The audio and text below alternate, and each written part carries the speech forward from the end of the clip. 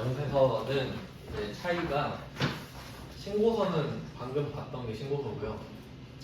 그러면 이제 어떤 차이가 있는 거냐면 아까 그 매입 쪽에 세금 계산서 수취분이랑 급악 이렇게 갔잖아요. 이 급악 이쪽 급악 얘네들이 부속 명세서라고 생각하시면 돼요. 그러니까 세금 계산서 거만 받으면 세액이 너무 적잖아요. 그러니까 얘도 받고 다 끌어와. 그게 부속 명세서.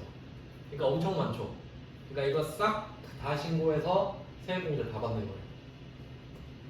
물론 더 내는 경우도 있고 부가세랑 상관없는 애들도 있어요.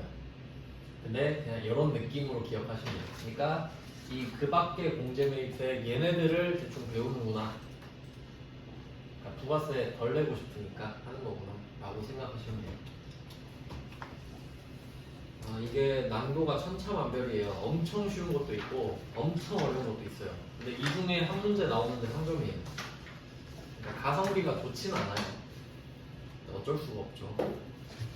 차라리 그냥 무조건 어려운 거 하나 나온다 이랬으면 좋겠는데 그러면 그냥 제대로 알려드리고 마는데 이게 좀 너무 운에 적용이 좀 많아가지고 좀 어쩔 수가 없네요. 그러면 대손부터 볼 건데 일단 제 기준으로는 어려운 걸 앞에 넣었어요. 그러니까 나중에 복습할 때 시간 없으면 뒤에서부터 보세요. 앞에 게 좀 가성비가 떨어져요. 자, 처음에 대손부터 보겠습니다. 대손은 제가 그 과세표준 할 때 어떻게 설명을 드렸었냐면 그 대손금은 과세표준에서 미공제한다는 거죠. 요 문구는 기억나시죠? 그러니까 그냥 냅둬라 해놓고 대신에 대손세액을 공제해줄게 이렇게 갔잖아요. 그러니까 대손금 과세표준 미공제를 했기 때문에 그 결과로서 대손세액 공제를 해준다. 이런 결론이에요. 이어진다 이렇게 보시면 되고요. 왜냐면 안 그러면은 뭐 세액 공제를 안 해주면은 해결이 안 돼 버리니까. 그래서 얘는 좀 알아야 될 게 많은데 그래도 어차피 나오는 부분은 정해졌으니까 한번 보겠습니다. 그러면 국세청한테 가가지고 아까 신고서에서도 계속 나왔죠. 대손세액 공제를 더할 거냐 뺄 거냐 그거 있잖아요. 그거 하는 거거든요. 근데 원래는 여기다 써진 금액이 신고서 그쪽에 자동 반영되는 거예요. 근데 그걸 우리가 직접 적었던 거지. 원래는 여기 적으면 되는 건데. 자, 그러면 대손 사유를 볼게요. 이건 뭐냐면 내가 국세청한테 가가지고 저 부가세 좀 빼주세요 이렇게 말을 해요. 그럼 국세청은 이걸 딱 보여주면서 여기에 해당되면 빼줄게 라고 해요. 그냥 다 해주는 게 아닐 거 아니에요. 여기에 해당되는 거 증거 갖고 와 이럽니다. 그러니까 신고서랑 그 증거를 같이 내야 돼요. 자, 그럼 그 사유를 한번 볼게요. 첫 번째, 소멸시효가 완성됐다. 이거는 그 각각 법이 있는데 무슨 법에 의해서 소멸시효가 완성됐어요 라고 하면 이제 그 뒤로는 책임을 못 묻거든요. 그러니까 달라고 못해요. 예를 들면 이런 게 있어요. 그 장사를 하다가 물건 파는 거 있잖아요. 그런 거는 법에 정해져 있어요. 3년 동안 외상값을 못 받잖아요. 그러면 이제 그 사람한테 돈 달라고 못해요. 법으로 정해져 있어요. 그 종류마다. 그런 걸 소멸시효라 그러거든요. 그러니까 그 기간이 지나면 소멸돼 버리는 거예요. 그러면 우리가 그 소멸시효가 지나가 버린 거예요. 그럼 법원은 그 세무서 가가지고 저 소멸시효 지나서 돈 못 받아요. 그럼 그러시네요 하고 빼주겠죠. 그런 말이에요. 그런 의미입니다. 그래서 문구를 외우는 건데 소멸시효 완성은 시험에 잘 나옵니다. 기억해 둘게요. 소멸시효 완성. 법에서 정해놓은 건데 세법도 따라줘야죠. 법에서 끝났다는데 국세청장은 그게 저랑 무슨 상관입니까? 그럴 순 없잖아요. 네, 저도 법을 존중하겠습니다 해야지. 그 다음에 2번 법에 의하여 소멸된 채권. 얘는 그 회생, 파산 표시하면 돼요. 여기 동그라미 1번에 파산이랑 그 개인 회생 계획인가 이 정도. 그러니까 이게 그 돈을 보통 이런 경우가 많아요. 그 빚져가지고 사업하다 망한 경우 있죠. 그럼 자기가 돈을 못 갚잖아요. 그럼 법원에 파산 신청해요. 저 돈 못 갚습니다. 그럼 법원이 그래 얘 채권자 얘한테 돈 받지 마. 대신 너는 한 달에 얼마씩 갚아. 이렇게 돼요. 그러면 우리는 법원이 나보고 돈 받지 말래. 그럼 세무서 가서 이러면 되겠죠. 법원이 저보고 돈 받지 말래요. 세액공제 해주세요. 그런 말이에요. 그러니까 이 2번의 키워드는 법원인 거예요, 사실. 이게 다 법원에서 결정이 되는 거니까 결국 다 법이죠, 지금. 그 다음에 3번. 우리 시험에서는 그 양괄호 3번에서 동그라미 1번이 제일 중요합니다. 부도 발생일로부터 6개월 이상 지난 수표 또는 어음상의 채권 및 외상 매출. 이게 무조건 나옵니다. 이 주제를 혹시 낸다면. 그래서 중요 표시 하신대요. 부도 발생일로부터 6개월이 지나야 됩니다. 그럼 이걸로 시험에서 어떻게 낼 거냐면 6개월이 안 지난 걸로 낼 수 있겠죠. 그럼 6개월이 안 지나면 안 돼요. 그러니까 부도가 났어도 5개월밖에 안 지났다. 그럼 안 해줘요. 6개월 지나고 오라 그러거든요. 그러니까 시험에 내기가 딱 좋은 거예요. 무슨 차이냐면 소멸시효 완성은 그 문구가 나오면 그냥 바로 해주거든요. 근데 부도 났다 그러면 6개월 지났는지도 카운팅을 또 해야 돼요. 그러니까 얘를 낼 수밖에 없는 거예요. 그리고 디테일이 하나 더 있는데 그 동그라미 1번의 세 번째 줄을 보시면 저당권 설정하고 있는 경우는 제외한다. 제가 중요한 건 밑줄 다 끊었거든요. 이 말은 뭐냐면 저당권을 설정하고 있다는 소리는 내가 이미 얘를 못 믿어가지고 건물 같은 거 잡아놓은 거예요. 그러니까 너 안 갚으면 에휴 그럴 줄 알았다. 네 담보 잡은 거 팔아버린다 이런 거거든요. 그럼 국세청 입장에서는 그거 팔아서 돈 받으면 되겠네 라고 하는 거예요. 그러니까 저당권 설정하고 있으면 나한테 와서 징징대지 마라 그거예요. 네가 그거 팔면 되잖아 그 뜻입니다. 논리적으로 이해되시죠? 근데 특이한 게 뭐냐면 당연히 그러면 저당권을 설정하고 있으면 국세청이 모른 척하면 되는 거잖아요. 근데 다른 항목들은 저당권을 설정하고 있어도 해줍니다. 그러니까 부도 6개월 얘만 저당권 설정했을 때 몰라 이렇게 해버린다는 거예요. 되게 특이한 거죠. 그러니까 법이 이래서 알아야 돼요. 그러니까 예를 들면 아까 소멸시효 완성 있잖아요. 얘는 내가 저당권을 설정해 놓고 기다리다가 소멸시효가 완성됐어요. 그럼 내가 저당권 실행해가지고 팔아서 돈 받으면 되잖아요. 근데도 국세청 가서 또 따질 수 있어. 왜냐면 안 적혀 있으니까. 저당권을 설정하고 있을 때 제외한다는 말이 안 써 있잖아요. 소멸시효 완성에는. 뭐 그런 뜻이에요. 그 다음에 그 양괄호 3번에 동그라미 2번은 채무자의 파산 또 나왔죠? 파산도 자주 나오고요. 강제 집행 이건 법적으로 그냥 와서 팔아버리는 거고, 형의 집행은 감옥 가는 거고, 사업 망한 거 있고, 죽은 거 있고, 행방불명된 거 있고, 뭐 이런 식으로. 여기 해당되면 돈 못 갚겠잖아요, 그 사람이. 그냥 상식적으로 접근하시면 돼요. 그리고 그 밑에 있는 문제 1번, 2번은 조금 지역적인 내용이라서 이것까지 보실 필요는 없고 바로 실무 문제로 한번 가봅시다. 이 페이지. 어차피 우리는 문제를 풀기만 하면 되니까 이 페이지로 가셔서 3번 문제 있죠. 얘를 보고 필요한 부분만 찾아서 볼게요. 자, 3번 문제. 얘는 친고서로 한번 가보시죠. 기출문제 다운받은 김에 회차는 맞지는 않지만 그냥 들어가서 해볼게요. 자, 얘는 부속명에서 1번, 2번에 흩어져 있습니다. 여기서 지금 1번에 대손세 공제 신고서로 가보죠.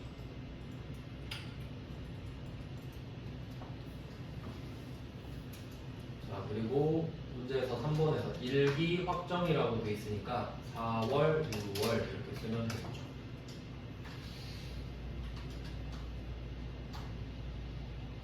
자, 그러면 하나씩 해볼게요. 지금 내가 돈을 받아야 되는 거래처가 6개 있습니다. 일부러 세무 1급 걸로 했어요. 한 문제 많거든요. 공부하기는 좋기 때문에. 자, 그러면 당초 공급일은 여기 다 써있죠? 공급일. 그리고 얘는 무조건 적는 게 아니고 되는지 안 되는지 먼저 파악한 다음에 되는 것만 적는 거예요. 그러니까 회계 1급이랑 달라요. 회계 1급은 주면 다 하는 거잖아요. 세무 2급은 판단하고 되는 것만 쓰는 거죠. 자, 그럼 하나씩 볼게요. 자, 첫 번째 1월 산업을 보시면 외상 매출금이 있는데 소멸시효 완성됐죠. 이거 나온 순간 다 된다고 말씀을 드렸는데 참고로 얘는 어떻게 가야 되냐면 이 대손세 공제는 국세청 입장에서 돈을 돌려주는 거랑 같거든요. 그래서 국세청이 이거를 예정 때는 안 해줘요. 국세청이 예정 때는 돈 절대 안 돌려주거든요. 그러니까 환급이랑 마찬가지라 생각하시면 되는데 그래서 예정 때는 아예 안 받아주기 때문에 확정 때 지금 4월, 6월 있죠. 이때 1월, 6월 거를 다 받아줘요. 그러니까 실제 날짜는 4월, 6월 이렇게 신고를 하는데 해당 날짜는 1월, 6월 이렇게 보시면 돼요. 그러니까 그 대손사유 위에다가 1월부터 6월 이렇게 써두시면 되는 거예요. 대손사유 위에다가. 그러니까 이 대손사유는 1월부터 6월까지면 된다 이거죠. 왜냐면 대손사유를 4월부터 6월 것까지만 해주면 1월부터 3월 것까지는 평생 못 받는 거잖아요. 그러니까 논리가 그렇게 되는 거죠. 자, 그러면 소멸시효 완성이 5월 2일에 들어왔어요. 그럼 이게 1월부터 6월 안에 들어왔죠? 그럼 얘는 대손사유가 충족된 거예요. 1월부터 6월 사이에 소멸시효가 완성됐으니까. 자, 그럼 얘는 적는 게 맞아요. 그러면 얘는 동그라미 앞에 쳐놓고 적어야 되는 애니까 뭐 하나씩 해보죠. 그러면 당초 대손 확정일에다가 2024년 이게 프로그램이 날짜가 또 바뀌었나? 지금 좀 다르게 돼 있죠, 그림이랑. 이거 업데이트 되면서 또 바뀌었네요. 원래 당초 공급일이 나오는데 칸이 바뀌었구나. 네, 공급일에다가는 공급일 쓰시면 됩니다. 제가 변제 탭으로 가 있었네요. 단축키 누르다가. 자, 대손 확정일은 소멸시효 완성일 쓰시면 되겠죠? 2024년 5월 2일. 지금 연도는 좀 다른데 그냥 있는 그대로 써볼게요. 자, 대손 금액은 여기서 110%입니다. 330만원. 근데 지가 알아서 나누기 12를 해주는 거죠. 그러니까 여기다 쓰면 저절로 해주는 건데 아까 부가세 신고서에서는 그걸 얘가 안 해주니까 우리가 나누기 12를 했던 거예요. 자, 거래처는 그냥 한글로 적을게요. 주 이런 거 똑같은 거래처 없으니까. 원래는 F2번으로 검색해서 찾으시면 돼요. 지금은 이름이 없으니까. 아니면 F2번에서 아무거나 하셔도 되고. 자, 그리고 대손사유 쪽으로 가볼게요. 대손사유는 소멸시효 완성 6번 딱 있죠. 6번을 클릭해 주시면 됩니다. 소멸시효 완성은 되게 쉽게 문제를 낸 거죠. 그 다음에 두 번째 2월 테크 가보겠습니다. 2월 테크. 일단 되는지 안 되는지 따져볼게요. 자, 부도 발생이라고 나왔죠. 부도 발생. 그럼 얘는 그 정확한 공식을 알려드릴게요. 이게 법이 그 한 글자 한 글자 뜻이 다 다른데 아까 거기에 뭐라고 써 있었냐면 제가 써드릴게요. 부도 발생일로부터 6개월 이상 지난 이렇게 돼 있어요. 이게 어떻게 해석해야 되냐면 만약에 6개월 이상 6개월이 된 이렇게 나올 수도 있어요. 법에. 그러면 6개월이 된 하면 6개월이 된 날을 말하는 거예요. 그러니까 딱 6개월을 더하는 거예요. 그게 6개월이 된 날이니까. 근데 얘는 6개월 이상 지난이라고 돼 있죠. 플러스 1을 뜻합니다. 하루가 넘어가야 지난 거잖아요. 그러니까 얘는 플러스 6개월 플러스 하루예요. 이게 공식이에요. 6개월이니까 6개월 더하고 지난이니까 하루 더하는 거예요.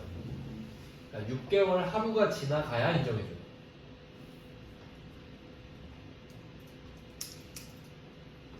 그래서 법이 좀 이래요. 그래서 6개월 하루를 우리는 그냥 외우면 된다 이건데, 그러니까 이 부도가 시험에 내기 좋다 그랬잖아요. 그럼 여기 그 2월 산업도 한번 해볼게요. 2월 테크. 자, 얘가 부도 발생일이 2024년 1월 9일이잖아요. 여기다가 6개월을 더하면 그냥 그 계산하기 편하게 그냥 앞에 월만 6 더하면 돼요. 그럼 얘는 7월 10일이 되죠. 7월 10일. 2024년 7월 10일 이렇게 6개월 하루 더해서 찾으셨죠? 네, 이 날짜가 1월부터 6월 안에 안 들어가죠. 그러니까 얘는 안 돼요. 그리고 국세청은 그럴 거야. 2기 때 오라고.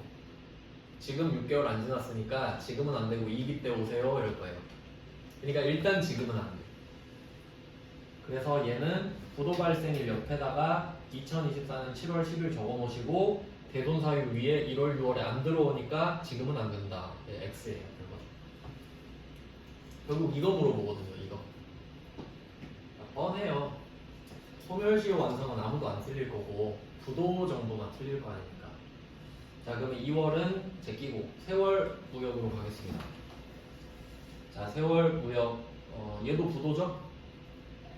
자, 부도 발생일이 23년 11월 20일인데 6개월 더 하니까 5월, 그리고 하루 더 하니까 5월 21일 이렇게 되겠죠. 그럼 옆에 5월 21일 적어두시고 이게 24년 1월부터 6월 사이에 들어가죠. 그러니까 얘는 동그라미지. 그러면 아까 X는 안 적으니까 그 날짜가 필요가 없었거든요. 근데 얘는 동그라미니까 그 날짜를 대손 확정일로 적는 거예요. 부도일을 적는 게 아니고 부도로부터 6개월 하루가 지났을 때 국세청 인정해주니까 그 인정해주는 날짜를 쓰는 겁니다.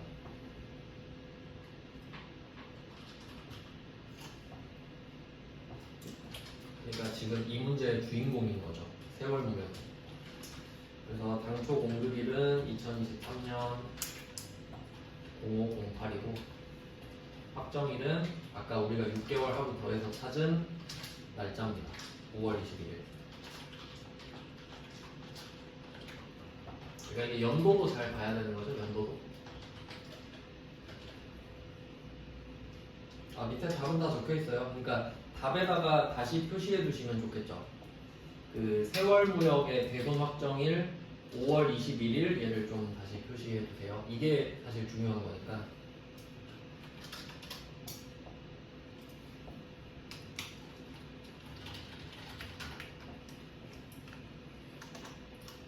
네, 그러니까 사실 적는 건 아무것도 아닌데 적을지 말지 확인하는 게 어려운 거죠.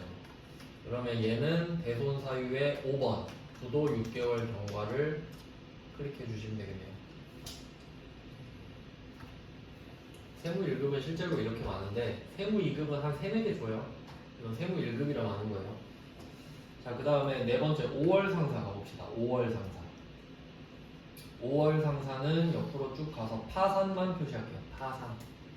파산 이거 법원이 내려주는 거죠. 법원이라고 보면 돼요. 파산 나오면 법원이구나. 그리고 날짜 보시면 4월 9일 이게 1월부터 6월 사이에 들어가죠. 그럼 그냥 적으면 돼요. 별로 어렵진 않아요. 그냥 번거로운 거죠. 이것도 하나 더 외우고 있어야 되니까 그냥 바로 적겠습니다. 당초 공급일은 2023년 6월 10일. 대손 확정일은 이 날짜 그대로죠. 얘는 그대로. 대손 금액은 660. 5월 3사.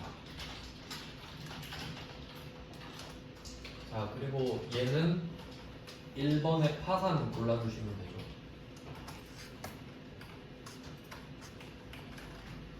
막상 해보니까 그렇게 어렵진 않네요. 그 다음에 6월 가겠습니다. 6월. 6월 물산은 또 부도 나왔죠? 부도 문제 내기가 좋으니까. 그러면 또 6개월 하루 더합니다. 부도 발생일로부터 6개월 하루를 더하니까 24년 6월 11일 이렇게 되겠네요. 그러면 옆에 2024년 6월 11일 적고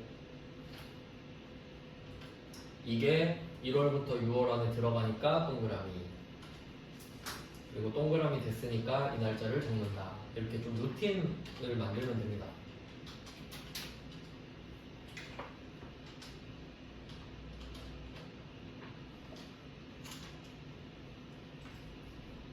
네, 그리고 2024년 2023년 11월 5일 뭐 이렇게 적는 거죠. 이걸 해야 이만큼 세금을 덜 내니까.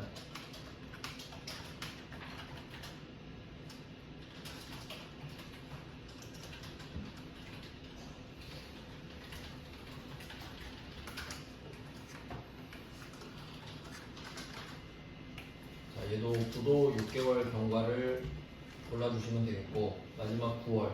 그러니까 이게 하다 보면은 아 제발 안 걸려라 안 걸려라 이렇게 하게 돼요. 쓰기 귀찮으니까. 자, 마지막 9월은 부도 발생일 2024년. 이거 더하면 9월이죠. X죠 바로. 1월부터 6월이 아니잖아요.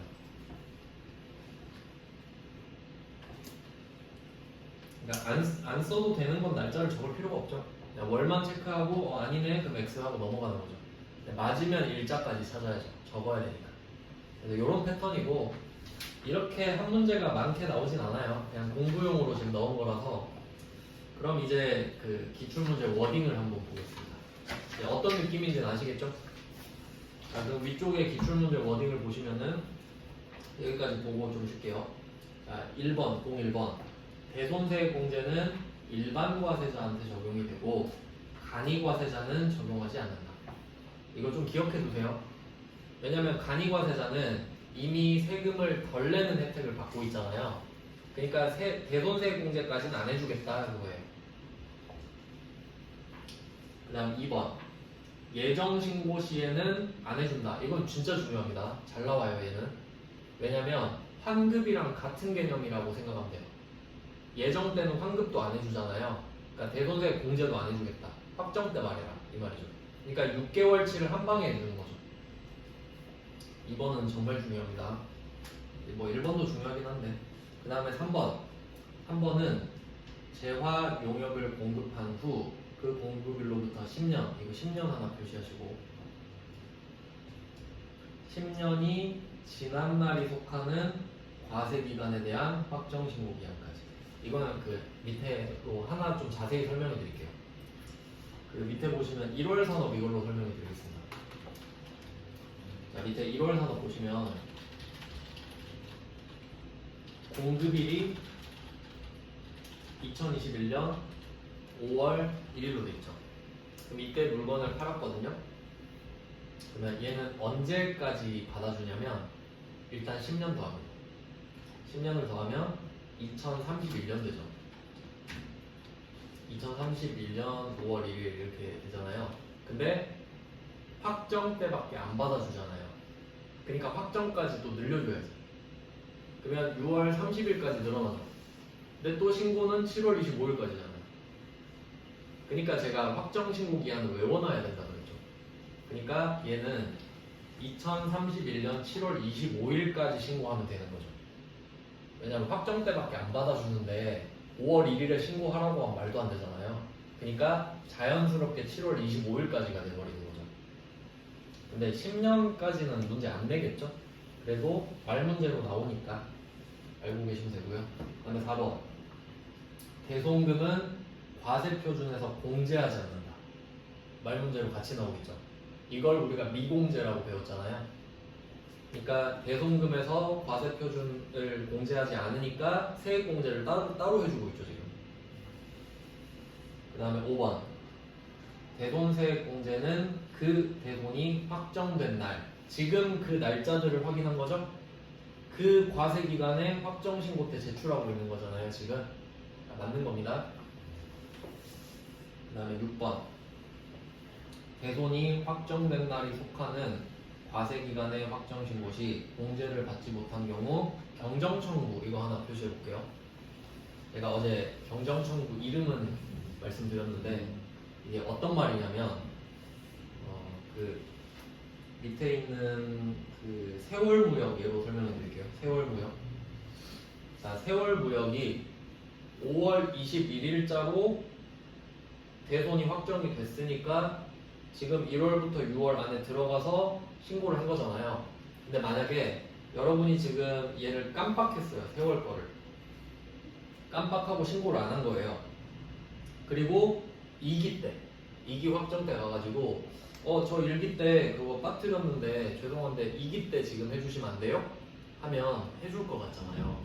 안 해줘요. 아니 왜 지난 일을 와서 말하지? 그거 경정 청구하세요. 이렇게 합니다. 그러니까 일기랑 이기랑 별개가 돼버린 거야 아예. 그러니까 일기 거를 다시 까 뒤집어 달라고 신청을 해야 됩니다. 그 말이에요. 그러니까 6개월이 지난 그 기수 때 안 하면 안 돼요. 되게 피곤해져요. 그러니까 그 느낌만 좀 알고 계세요. 좀 지역적이긴 한데. 그 다음에 7번. 문제랑 관련되어서 나올 수도 있겠죠? 그러니까 지난 것도 안 된다고 하셔야 돼요. 그러니까 저번 기수 때 해당인데 지금 집어넣으면 틀린 겁니다. 실무도. 그렇게 나온 적은 없긴 한데 어렵게는 그렇게 될 수 있겠죠. 그 다음에 7번. 사업자가 훼손되어 회수할 수 없는 금액. 이걸 회수한 경우. 이것만 표시할게요. 회수한 경우. 이거 아까 부가세 신고서에서 해봤죠?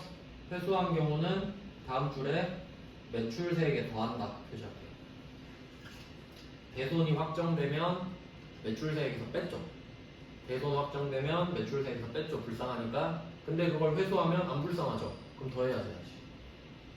그러니까 이게 실무랑 다 말 문제가 연결되다 보니까 매칭을 한번 해보시고요. 네, 좀 쉬다가 또 이어서 보겠습니다.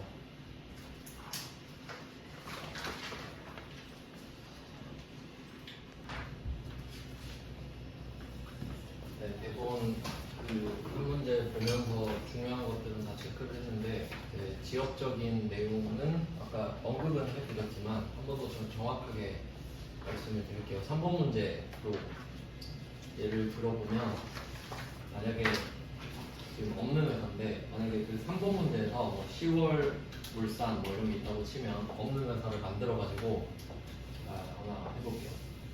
얘도 부도가 났다고 합시다. 그러니까 부도 발생일 한번 문제를 만들어 볼게요. 지금이 24년 1기니까 23년 2기에 맞춰서 제가 문제를 한번 만들어 볼게요. 2023년 계산하기는 쉽게 6월 29일 이렇게 하면 되겠다. 이렇게 한번 문제를 만들어 볼게요. 그러면 10월 물산이라는 애가 2023년 6월 29일에 부도가 발생한 거예요. 그럼 여기다가 6개월 하루를 더해볼게요. 하루 더하고 6개월 해도 똑같죠? 그러면 6월 30일에다가 6개월 더하면 12월 31일이에요. 말일은 말일로 매칭하거든요. 그러면 얘는 딱 23년 12월 31일이 대손 확정일이 되죠.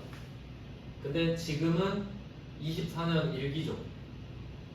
근데 우리는 이게 아까우니까 저번에 해야 되는데 깜빡하고 저 24년 1기 때 같이 할게요 쓱 밀어놓으면 바로 반려 뺐지. 그리고 뭐라고 한다고요? 23년 2기 걸로 경정 청구하세요 이렇게 하는 거예요. 그러니까 혹시 이런 식으로 문제를 내면 여러분 이거 X치고 안 써야 돼요. 경정 청구는 하든 말든 경정 청구는 하든 말든 지금 문제에서는 안 적는 게 맞으니까. 그러니까 제일 어렵게 나오면 이런 형태일 겁니다. 이미 지난 걸 낼 수도 있어요.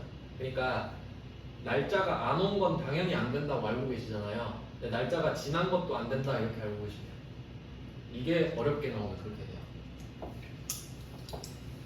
그냥 뭐 여기서 낼 수 있는 거 정도가 그 정도인 겁니다. 그 문구가 아까 기출문제 워딩에서 6번이었던 거고요.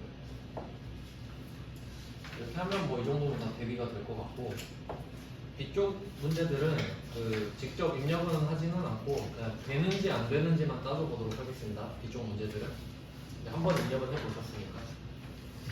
자, 이제 3페이지로 가볼게요.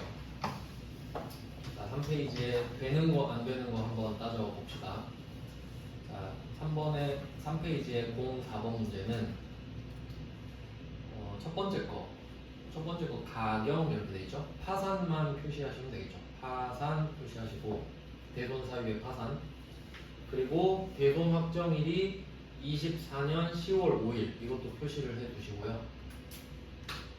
지금이 24년 2기 확정이거든요. 그럼 지금은 7월부터 12월이 들어가야 되겠죠. 대손 확정일에. 그러면 가경은 된다 이렇게 하고 넘어가면 되는 거예요. 대손 확정일이 7월부터 12월에 들어가니까. 자, 두 번째 용암 갈게요. 용암 소멸시효 완성했다고 하는데 대손 확정일이 24년 10월 24일. 얘도 7월부터 12월에 들어가니까 되죠. 입력하면 되겠죠. 그냥 입력이 안 중요하니까 이제 되냐 안 되냐가 중요하니까. 자, 그 다음 이제 긴장해야 될 건 세 번째, 네 번째겠죠. 자, 각각 부도인데 저당권 설정 안 돼. 그래서 아까 제가 강조해 드렸는데 왜 여기만 저당권 이야기하는지 아시겠죠? 얘네만 저당권에 영향을 받거든요. 다른 애들은 저당권 설정돼 있어도 할 수 있거든요. 그러니까 얘는 요건에 충족되면 해라 그 말이에요. 그러니까 만약에 이 부도 발생 밑에 혹시 저당권 설정됨 이렇게 돼 있잖아요. 그냥 X 치고 끝내는 거예요. 그럼 알아서 해라 하고 끝. 그렇게 쉽게 낼 리가 없잖아요. 그러니까 안 됐다 그러지 그냥. 그러니까 없어도 되는 말이죠 이 말은. 그러면 대손 확정일을 한번 볼게요. 부도 발생일 써놨죠. 자, 개시는 5월 19일에다가 6개월 하루 더하니까 11월 20일. 그럼 되죠? 7월부터 12월에 들어갔으니까. 자, 마지막 비하. 8월 25일. 6개월 더하면 내년으로 넘어가죠? X. 그럼 내년 일기 때 하면 되겠네요. 그냥 이런 식으로 돼요. 최근에 냈던 거예요. 이게 가장 최근에. 116회. 그러니까 이번 여러분이 시험 보면 122회거든요. 이건 116회였어요. 그러니까 사실 이 문제는 좀 나올 때가 되긴 했어요. 자, 그 다음 4페이지로 가봅시다. 얘도 되는지 안 되는지만 볼게요. 되는지 안 되는지. 자, 5번 문제입니다. 4페이지 5번. 첫 번째 우주무역. 얘는 지금 23년 이기입니다. 23년 이기. 자, 부도 발생일 우주무역부터 보시면 11월 6일에다가 6개월 하루 더하니까 내년으로 넘어가요. X. 우주무역은 안 쓰면 됩니다. 자, 그 다음에 세정상사. 세정상사는 소멸, 시효, 완성. 얘는 뭐 날짜를 왜 안 줬지? 아, 밑에 써있네요. 표 밑에 첫 번째 점에 세정상사라고 써있네요. 세정상사의 외상매출금은 11월 3일. 일부러 따로 써놨죠. 보기 힘들게. 그러면 11월 3일은 7월부터 12월에 들어가니까 오케이. 세정상사는 동그라미. 자, 그 다음에 한뜻전자. 이거는 세무 1급이라서 나온 건데 얘는 회수기일이 2년 이상 경과한 외상매출금 이렇게 돼 있고요. 얘는 중소기업법만 되는데 그 밑에 표 밑에 두 번째 점을 보시면 한뜻전자의 외상매출금은 회수기일이 2년 이상 경과해서 12월 1일에 대손금을 비용 계산했다. 특수관계인과의 거래는 아니다. 특수관계권은 안 해주거든요. 짜고 쳤을까봐. 네, 이건 범위 초과예요. 이거는 세무 2급에 낸 적 없어요. 그냥 된다고 보면 되겠죠. 날짜 12월 1일만 보고 넘어가면 됩니다. 한뜻전자도 그래서 밑에 써있죠. 참고로 기억하실 수 있으면 좋긴 해요. 그 2년 이상이 지난 외상매출금 특수관계인 거 빼고 뭐 이 정도. 그 다음에 용산전자 파산. 그리고 표 밑에 세 번째 점에 10월 1일. 그럼 얘도 되겠죠. 위쪽은 그 한뜻전자 빼고는 다 했던 건데 얘는 특이한 게 그 두 번째 칸에 대손채권 회수 있죠. 회수 표시할게요. 회수. 그러니까 대손 발생은 우리가 돈을 못 받는 거잖아요. 근데 회수는 돈을 받아버렸어요. 그래서 답에 한번 보시면은 밑에 대손채권 회수 맨 밑에 써있는데 마이너스 보이세요? 마이너스? 이게 포인트입니다. 회수하면 마이너스로 적어야죠. 왜 그런지 논리를 좀 설명해 드릴게요. 이게 한 번만 이해하면 되는데 지금 우리가 대손세 공제신고서를 하고 있잖아요. 근데 지금 우리가 적은 거 한번 생각해봐요. 대손세액을 플러스로 적고 있죠. 플러스로. 근데 이 개념을 생각해보면 이거 지금 우리가 못 받은 돈 적고 있죠. 못 받은 돈을 적고 있으니까 플러스로 적은 게 마이너스인 거예요.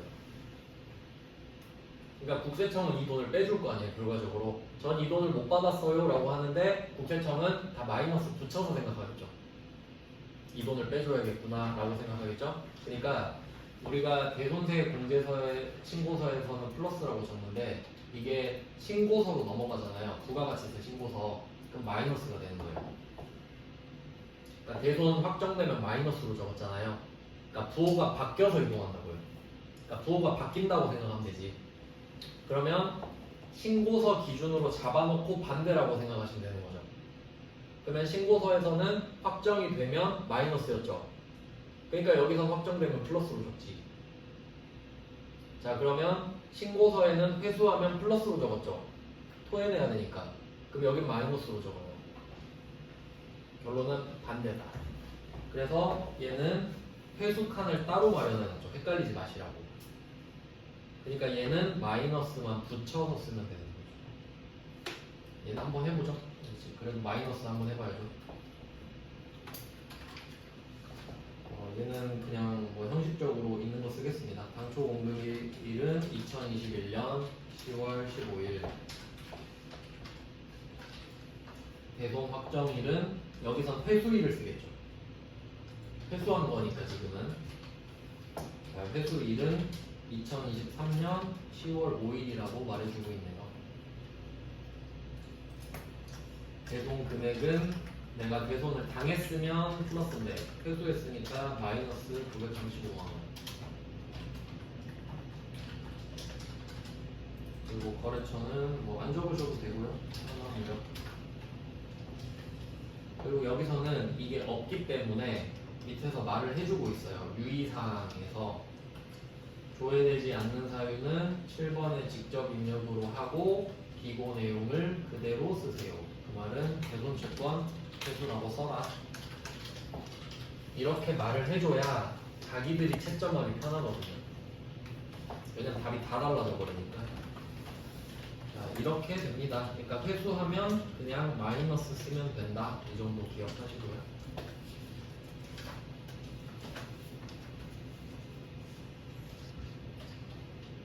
네, 다음 페이지로 가보겠습니다.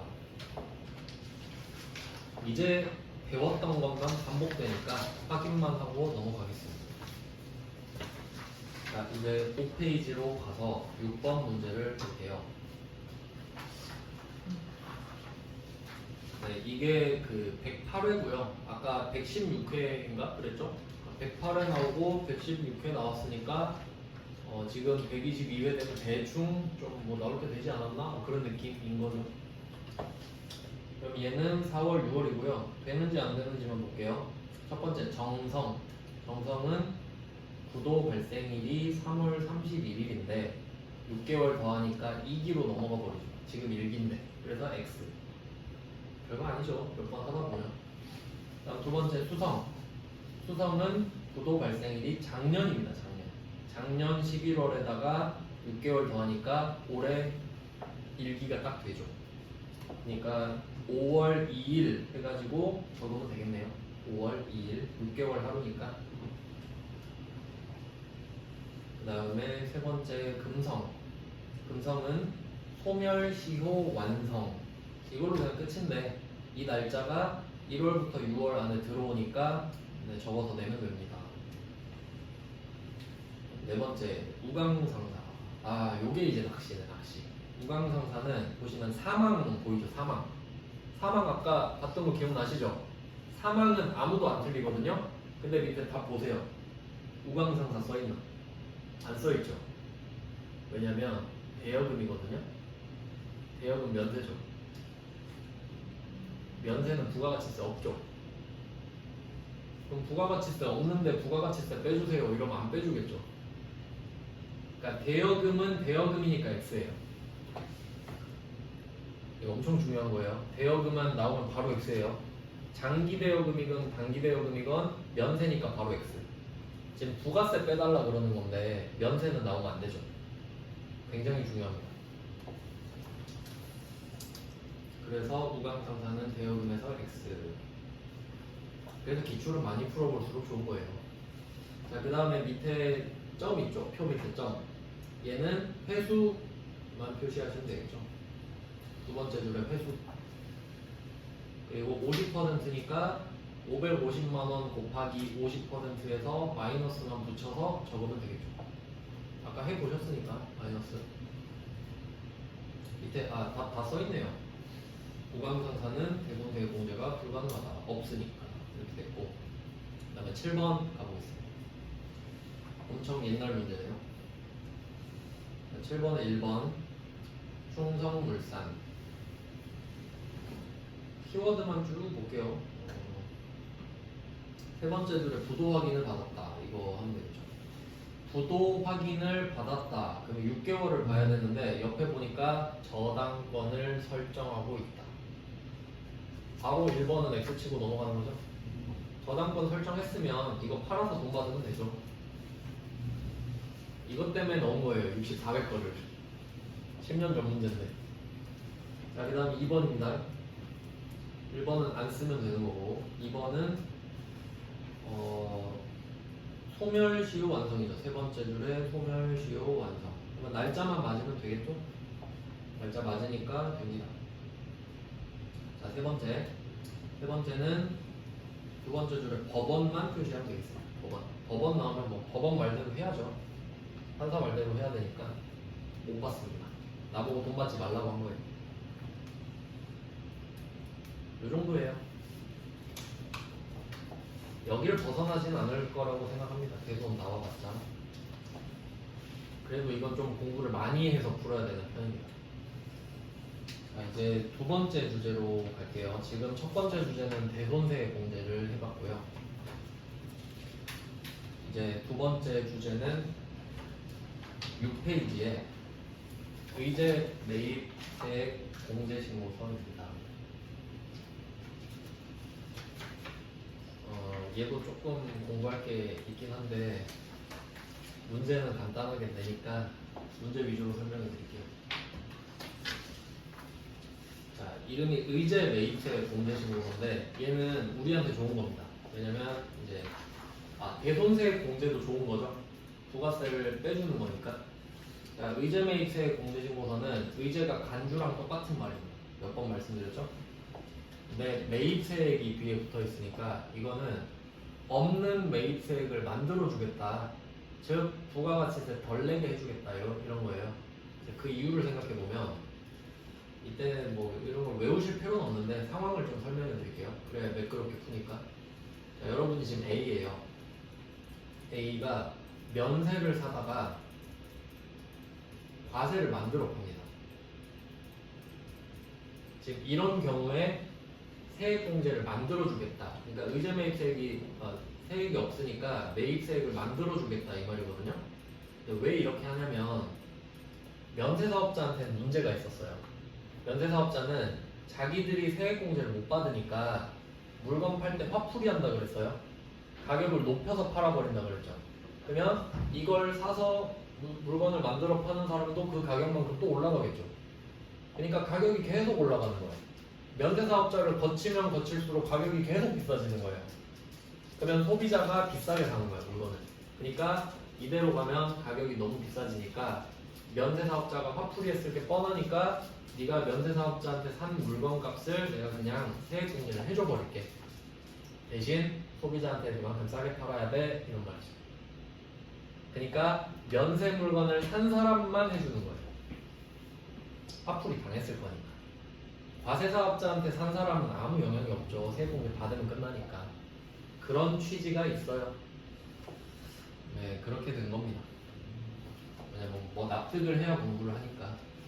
그래서 이런 상황이 있고요. 그러면 이 상황을 이해했다면 문제가 생겨요. 이걸 국세청이 없는 매입세액을 만들어주잖아요. 그러면 지 맘대로 해줄 거거든요. 그래서 그 공제율을 외워야 돼요. 얼마나 해줄지. 그래서 그 6페이지에 표의 세 번째 칸 있죠. 공제액 이걸 보시면 표 안에 표가 또 들어있죠.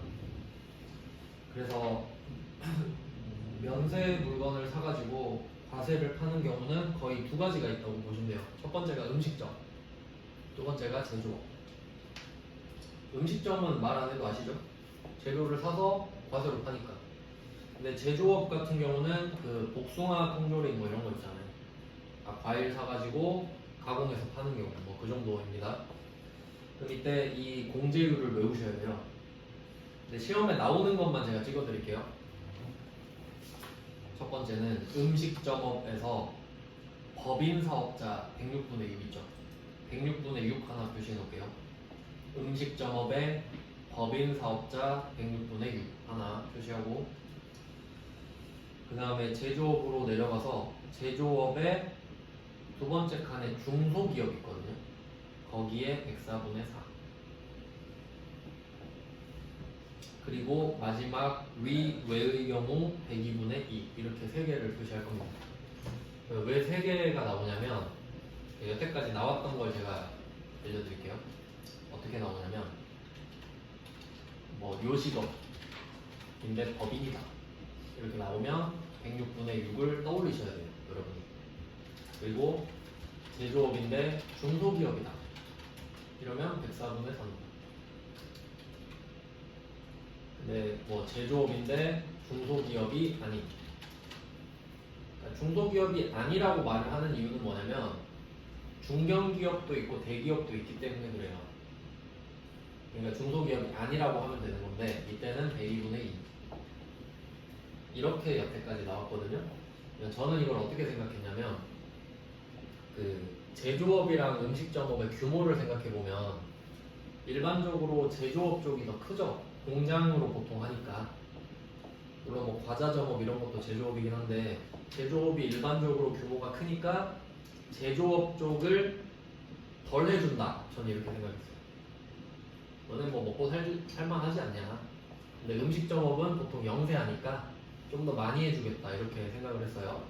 그러니까 이렇게 좀 나눠서 생각을 하면 되겠죠. 그러니까 실제로 이런 패턴대로 음식점업 중에 개인은 108분의 8로 더 많이 해주거든요. 개인이 더 힘들 테니까. 그러니까 힘들면 더 많이 해주겠다 이 소리죠. 그래서 이런 식으로 좀 기억을 해 두세요. 이 세 개가 시험에 나왔습니다.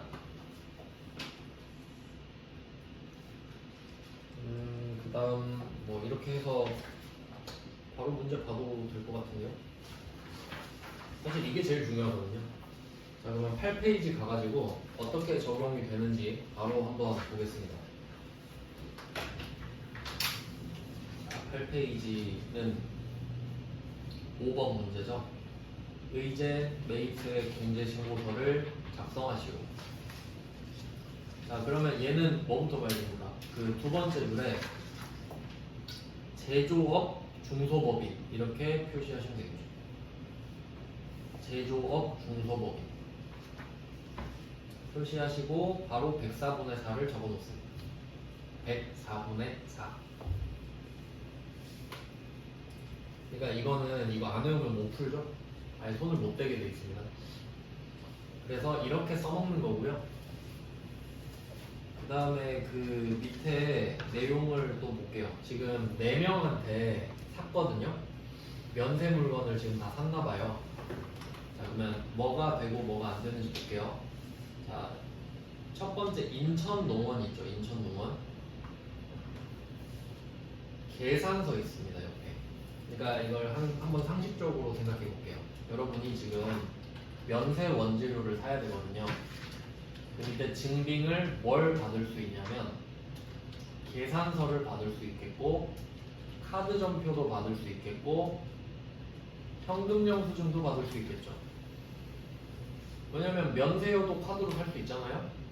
면세여도 현금으로 살 수 있으니까, 그러니까 공식적인 증빙은 이 세 개가 되겠죠. 앞에 써놨어요. 한번 볼게요. 네, 6페이지에 써놨습니다.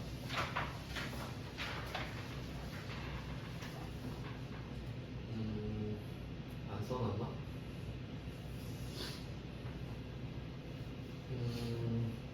안 써놨네요. 네, 이건 그냥 상식적으로 커버가 되죠. 그러니까 공식적인 증빙은 이 세 개다. 이렇게 보시면 되고요. 이제 예외적인 게 있는데 온 김에 한번 보시면 그 6페이지에 그 표의 첫 번째 칸 있죠. 의제 매입세 공제 요건 여기서 양괄호 4번 있죠. 양괄호 4번. 여기서 두 번째 줄을 보시면 아주 중요한 게 나와요. 제조업을 영위하는 사업자가 농어민으로부터 면세 농산물들을 직접 공급받는 경우, 이걸 표시할게요. 제조업을 영위하는 사업자가 농어민으로부터 면세 농산물 등을 직접 공급. 그러니까 키워드는 제조업이랑 농어민인 거죠. 그러면 방금 그 공제율이랑 전 이거를 묶어서 외웠는데, 기본적으로 음식점업이랑 제조업이 해당이 되는데 제조업을 음식점보다 좀 덜 해줬죠. 그래서 저는 제조업이 삐졌다고 생각을 했어요. 그래서 국세청이 이걸 달래주려고 제조업한테 가서 말을 해요. 너는 공제율이 좀 낮지만 대신에 네가 농어민한테 산 거는 증빙 없어도 해줄게 라고 한 거예요. 그렇게 외웠어요 저는. 그래서 제조업은 공제율이 좀 낮지만 농어민 매입분도 인정해줘. 음식점업은 안 해줘요. 너는 공제율이 높으니까 농어민 매입분 안 해줄 거야. 이렇게 외웠어요. 그래야 잘 외워져요. 그럼 포인트가 지금 두 개인 거죠. 공제율을 외우자. 제조업만 농어민 매입분이 된다. 그 다음에 세 번째는 그냥 듣기만 하시면 되는데, 원재료를 살 때 운반비 같은 거 들죠. 추가로. 회계에서는 원재료를 살 때 운반비가 들면 그 운반비를 원재료 가격에 포함시켰죠. 회계에서는. 근데 지금은 부가가치세법이고, 부가가치세법에서는 원재료 값은 해주는데 운반비 값은 안 해줘요. 이유는 두 개예요. 첫 번째, 재료가 아니니까. 운반비는 재료가 아니잖아요. 그러니까 안 해준다. 그리고 더 중요한 이유가 두 번째인데, 운반비는 과세예요. 그러니까 세액공제 받으면 되지. 안 해줄 이유가 확실하죠? 그러니까 원재료 외의 건 안 해줘요. 세 가지 포인트입니다. 공제율을 외우자. 농어민 매입분은 제조업만 된다. 그리고 원재료 빼고는 다 안 해준다. 이제 문제 풀 수 있습니다. 그러니까 앞에 이론을 보고 하는 것보다는 문제에 맞춰서 공부하시는 게 더 편합니다. 자, 그럼 다시 8페이지로 오셔서 이제 딱 맞게 하나씩 다 정리를 해보자. 8페이지 05번 기준으로 보면은 첫 번째, 공제율을 찾아라. 공제율, 제조업, 중소기업이니까 104분의 4 나왔죠? 근데 여기 보니까 제조업이 나왔잖아요. 그럼 우리는 제조업을 보자마자 농어민부터 찾아요. 농어민 찾아볼까요? 세 번째 줄에 우영우 있죠, 농민. 그럼 얘도 동그라미 치고 시작해요. 근데 만약에 이 문제에서 음식점 법인 이렇게 나왔다고 하면 공제율은 106분의 6으로 시작하는데 우영우는 X 치고 시작하겠죠. 그렇게 달라지거든요. 결국 물어보고 싶은 건 그건 거예요. 그러니까 우영우를 동그라미 치면 된다. 그리고 얘는 그 우영우 옆에 보면 증빙이 현금으로 돼 있는데, 현금은 증빙이 아니죠. 결제수단이죠. 증빙이 없다는 소리겠지. 하지만 없어도 인정해준다는 소리입니다. 자, 일단 우영우 제꼈고, 그러면 인천 농원을 보겠습니다. 인천 농원은 계산서니까 맞죠? 두 번째, 푸른 과일은 신용카드니까 맞죠? 우영우도 됐죠? 제조업이니까. 자, 네 번째, 김포쌀 상사는 간이영수증 줬죠. 얘는 안 돼요. 간이영수증에 X 치시면 돼요. 이유는 제대로 된 증빙을 줘야죠. 계산서나 카드정표나 현금영수증을 줘야지 그 숫자 안 써진 영수증을 줘버린 거예요. 그럼 국세청은 에이 그건 안 해주겠다. 금액 어떻게 믿냐? 이렇게 되는 거죠. 농민 거 믿으면서 이렇게 돼요. 자, 그러면 바로 입력을 한번 해보겠습니다. 중요한 거 세팅 다 했죠? 그러면 의제 매입세 공제 신고서로 들어가 볼게요. 소속 명세서 1번 쪽에 있습니다.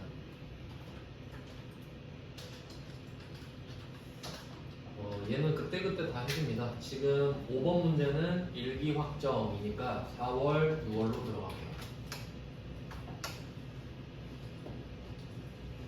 자, 그리고 왼쪽에 공급자 있죠? 원래 사실은 이걸 메인 매출 전표에 입력해야 되는데 문제 세 번째 줄에 메인 매출 전표 입력은 생략하라고 했기 때문에 여기 바로 적으란 소리예요. 자, 공급자는 원래 F2번을 누르면 골라서 쓸 수 있거든요. 근데 지금은 없으니까 그냥 글자를 쓸게요. 인천농원 이렇게. 원래는 골라서 쓰시면 돼요. 자, 그러면 인천농원을 써놓고 몇 칸으로 넘어갈까요? 인천농원 쓰고 몇 칸으로 넘어가겠습니다. 아, 이거 사업자 등록번호 써야 되구나. 아, 얘는 그 있는 거래처를 그냥 쓸게요. 안 그러면 안 넘어가져요, 얘는. 이름은 맞지는 않는데 넘어가기 위해서 그냥 아무거나 골랐습니다. 자, 그러면 취득일자부터 써볼게요. 취득일자 있는 그대로 쓰겠습니다. 2023년 4월 6일. 첫 번째 거는 계산서. 물품 복숭아. 수량은 180. 매입 가격 1600. 자, 이거 뭐 그냥 받아쓰기 하면 되는데 이제 걸리는 게 하나 생기죠. 공제율. 이것 때문에 외워야 되는 거예요. 그럼 우리는 104분의 4 적어놓고 시작했죠? 자, 104분의 4를 클릭합니다. 자, 하나 적은 겁니다. 자, 이제 다시 옆 칸으로 가요. 왼쪽에 공급자 칸으로. 그리고 또 하나 추가합니다. 이름은 그냥 다르게만 하면 되겠죠. 그냥 푸른 과일 대신에 또 입력을 할게요. 2023년 5월 13일. 얘는 신용카드 등. 혹시 현금용 수증 나와도 이번에 신용카드 등 하시면 돼요. 물품명 방울토마토. 수량 주식. 매입가액 700.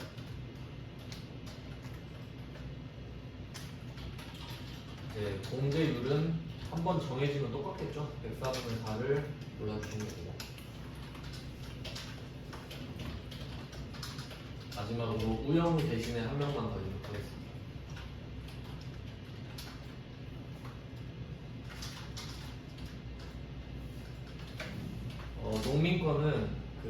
농민권은 간이영 수증을 받을 수밖에 없거든요. 그러니까 종이에다 그냥 주민등록번호, 이름, 금액 이 정도만 쓰는 수준이라서 증빙이 없다고 보면 되는데, 그래서 농어민 매입이라고 체크를 하는 겁니다.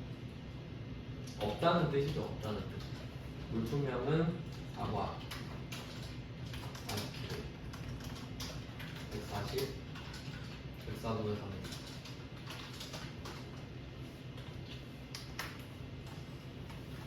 네, 뭐 이거 적는 거는 아무것도 아니죠. 그냥 공제율 지금 106분의 6, 104분의 4 하나 외운 거랑 제조업은 농어민백분도 된다. 이거 가지고 문제를 풀었어요. 네, 아까 세 번째로 언급해드렸던 그 재료가 아닌 거는 나오질 않았기 때문에 나중에 뭐 다른 문제도 보고요. 자, 이렇게까지는 쉬운데, 자 이제 밑으로 내려가 보시면 아래쪽이 좀, 이쪽이 좀 헷갈릴 수가 있어요. 얘는 그 제가 답 해설을 넣어놨잖아요. 여기에다가 제가 박스를 친 부분을 같이 좀 표시를 해주세요. 여러분이 답을 고쳐야 될 수도 있는 부분이 이 4칸이 됩니다. 그래서 이 해설에서 과세표준 밑에 예정분 1칸이랑 확정분 1칸 이렇게 좀 표시해 두시고요. 어차피 이거는 시험 전에 한 번 더 보고 가는 수밖에 없거든요. 그러니까 지금부터 외우는 게 아니고 표시만 해놓고 시험 전에 그냥 한번 보고 가는 거죠. 2칸 하나씩 표시하고, 단기 매입액 표시하고, 예정 신고분 표시하고. 자, 얘는 어떻게 이제 되는지 설명을 해드릴게요. 지금 과세기간, 이 예정분, 확정분은 뭘 말하냐면 지금 이 일기라고 돼 있잖아요. 일기. 그럼 이때 이 단기는 일기를 뜻하고요. 단기는 일기 전체, 그러니까 6개월을 뜻하는 거예요. 1월부터 6월. 자, 그러면 이 일기 전체를 여기서는 말을 하는데, 여기서 예정분, 확정분은 예정은 1월부터 3월. 예정은 1월부터 3월. 확정은 4월부터 6월. 이렇게 또 나눠집니다. 그러니까 얘는 1월부터 6월인데 이렇게 되고, 예정 신고분은 또 1월부터 3월이겠죠. 이렇게 돼서 칸이 나눠진 건데, 그러면 여기에 맞는 내용을 써보도록 하겠습니다. 표 밑에 보시면은 그 위쪽 표로 올라가서 표 밑에 점이 3개 있는데, 첫 번째 점은 뭐 그냥 읽어보면 되고, 두 번째 점을 보시면 1기 과세기간에 매입한 면세 농산물과 관련된 제품 매출액은 9천만 원이고 모두 4월 이후 공급분이다 라고 되어 있죠. 뭐 답이 비어있지? 그럼 얘는 1기 매출액이 9천만 원인데, 그러니까 이게 1월부터 6월이잖아요. 9천만 원이. 근데 전부 다 4월 이후래요. 그러면 확정에다가 9천을 쓰란 소리겠죠.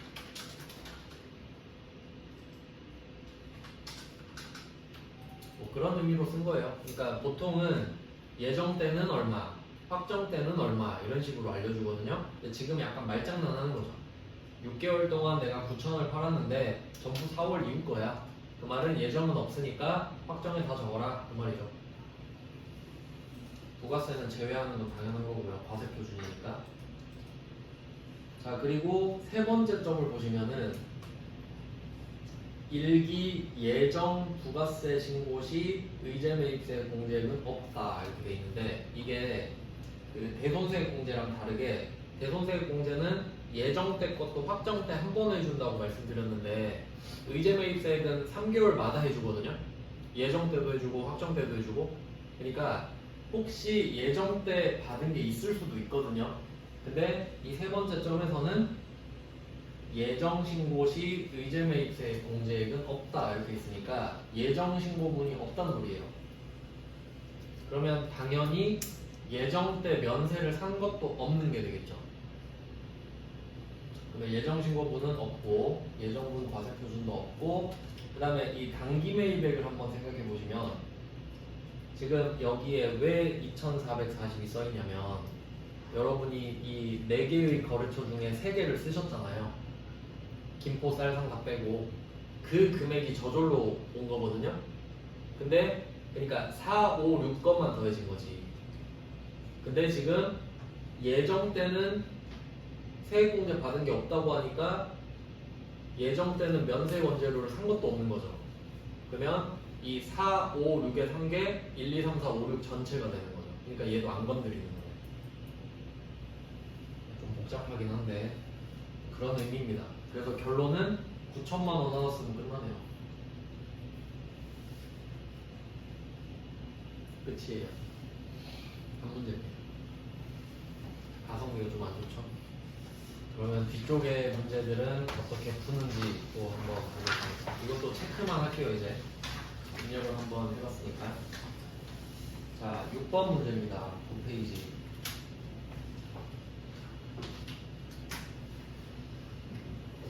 자, 첫 번째 줄에 음식점업 표시하고 법인 표시하면 되겠죠. 음식점업 법인. 그러니까 개인으로 낼 수가 없으니까 법인만 내는 건데 106분의 6 적어놓으면 되겠죠. 음식점업만 하는 법인입니다. 106분의 6이죠. 자, 그러면 혹시 농업인 매입 있나 볼게요. 김어부 찾았죠. 농업인 매입 X. 음식점이니까 제조업만 해준다고 했죠. 자, 그리고 은성은 계산서 괜찮죠?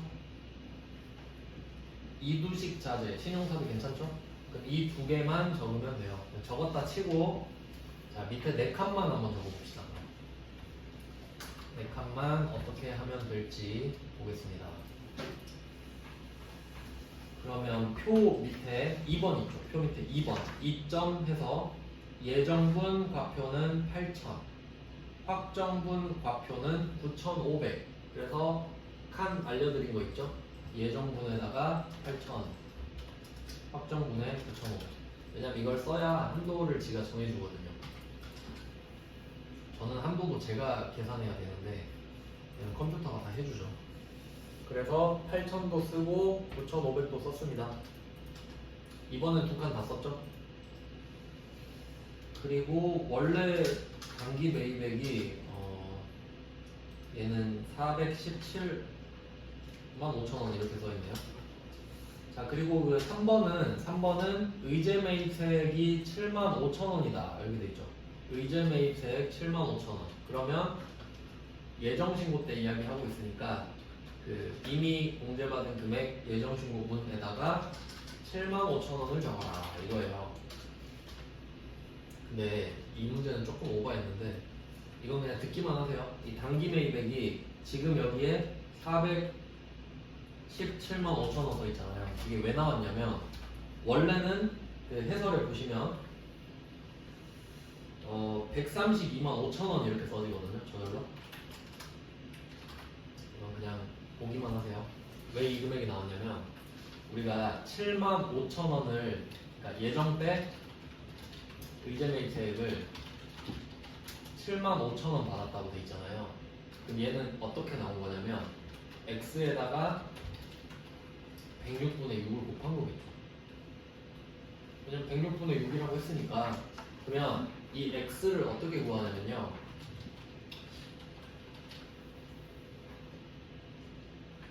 6분의 그러니까 106분의 6이 아니고 6분의 106을 곱해야 돼요.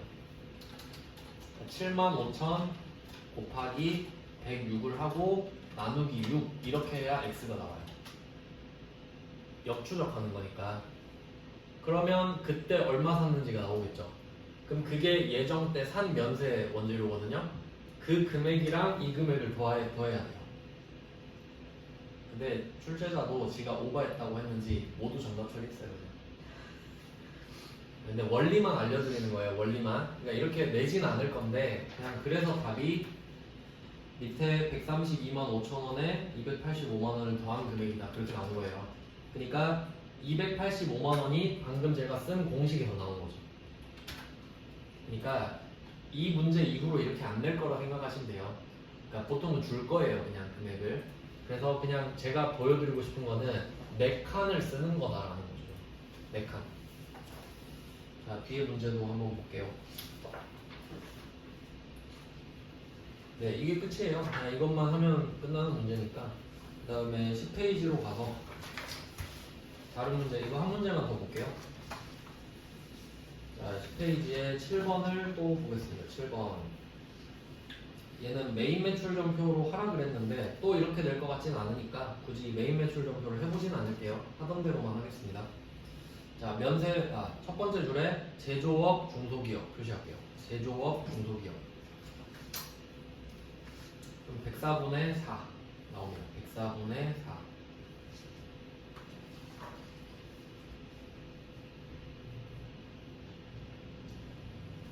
자, 그러면 밑에 내용을 한번 볼게요. 자, 1번에 면세 품목 메인 내용이 있는데 첫 번째 칸에 전자 계산서라고 써 있고요. 옆에 쭉 보면은 수도요금이랑 고등어에 돼 있죠. 수도요금 X 칠게요.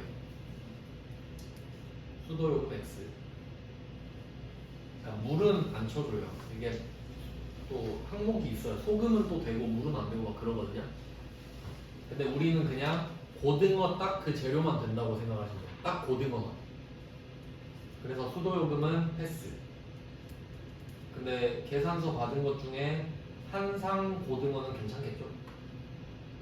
그 다음에 두 번째 칸에 신용카드로 내려가 보시면 고등어랑 방역비도 X 칠게요. 방역비는 근데 사실 면세 때문에 아니다. 방역비는 그냥 X라고 해야 맞겠네요. 재료가 아니니까 참고하시면 될 것 같습니다. 그래서 두 개만 쓰면 되고요. 그럼 밑에 4칸 한번 해볼까요? 4칸? 밑에 4칸은 추가 자료 첫 번째 점에 예정에 4,000 일비 확정 이게 그 일비 6천만원 이렇게 됐고 두 칸 썼죠? 자, 그 다음에 두 번째 점을 보니까 의제 매입세 24만 원. 얘가 아까 7만 5천 원 적었던 칸 있죠. 24만 원. 아, 이건 받았으니까 안 해줄 거란 소리거든요.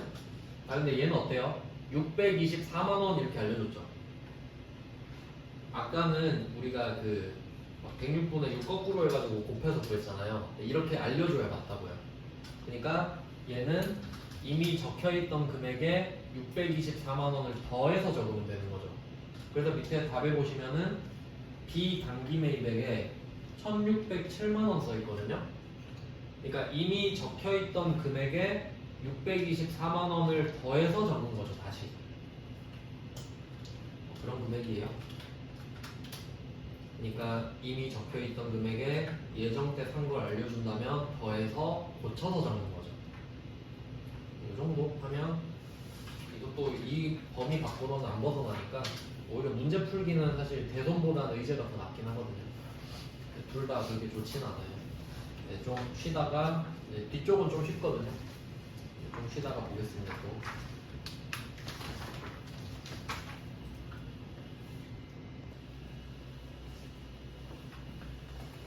이제 세 번째 주제부터 보겠습니다. 제일 어려운 거 두 개를 좀 했고요. 대손세액이랑 의제 매입은 원래는 좀 복잡한 주제인데 시험에 맞춰서만 알려드렸습니다. 그 다음에 3번 주제는 11페이지입니다. 신용카드 매출점표 등 수령 명세서인데 사실 실무에서 제일 중요한 건 얘예요.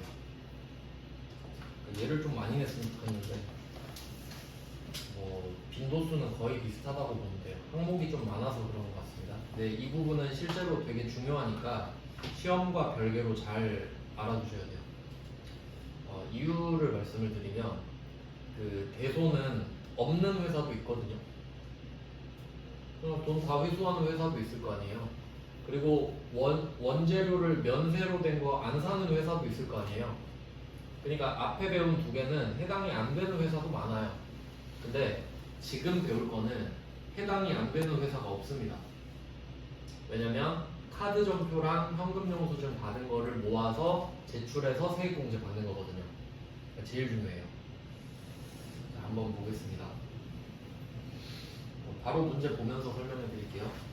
자, 11페이지에 한번 그리고 하나 표시해 놓을게요. 제목에 신용카드 매출점표 등 있죠? 등 표시하고 등 나오면 항상 현금 영수증 포함 아시죠? 카드는 해주고 현금 영수증은 안 해주고 그러면 안 되니까 등이라고 하는 겁니다. 그냥. 자 그러면 들어가서 한번 볼까요? 얘는 부가가치세 탭 밑에 신용카드 매출 점표 등 수령 명세서 값을 이렇게 되겠습니다. 언급을 해주고 있기도 하죠. 그래서 얘도 그 패턴은 대손세액 공제랑 비슷하게 되는 거 안 되는 거 먼저 체크하고 되는 것만 쭉 입력할 겁니다. 자 그럼 일단 되는 거 안 되는 거 볼게요. 근데 입력도 되게 형식적이에요. 얘도. 자 그럼 하나씩 봅니다. 첫 번째 문구사랑 이렇게 볼게요. 문구사랑 유형은 일반이라고 되어 있는데 일반 과세자라는 소리예요. 그리고 수취 증빙은 세금 계산서 이렇게 되어 있는데 얘는 세금 계산서 때문에 안 돼요. 그러니까 이게 좀 구체적으로 좀 복합적으로 알아야 되는 게 아까 우리가 신고서를 먼저 했지 않습니까? 신고서에는 세금 계산서 수취분이랑 그 밖을 나눠서 따로따로 해주고 있죠. 그러니까 신고서는 세금 계산서 받은 것만 해준다고 보시면 되거든요. 그러면 지금 여기서 문구사랑에서 22만 원어치 산 거 세금 계산서 받았다고 돼 있잖아요. 그럼 얘는 신고서에서 세액공제를 해주겠죠. 신고서에서 해줬을 거 아니에요. 세금 계산서를 받았으니까. 그러면 얘는 이미 신고서에서 세액공제를 받은 거거든요. 근데 세금 계산서를 받았는데 여기서 이야기를 하는 거예요 또. 근데 이미 잘못 왔죠 얘는. 제목이 신용카드 매출점수 등 수령명세서잖아요. 그러니까 세금계산서 받은 건 이 동네로 오면 안 되죠. 걔는 신고서 동네로 가셔야지. 부가세 신고서로. 그러니까 세금계산서 X입니다. 얘는 이미 세액공제를 받았어요. 아시겠죠? 안 해준다는 말이 아니고 이 동네에선 안 해준다는 거예요. 저 동네에서 받았거든요 이미.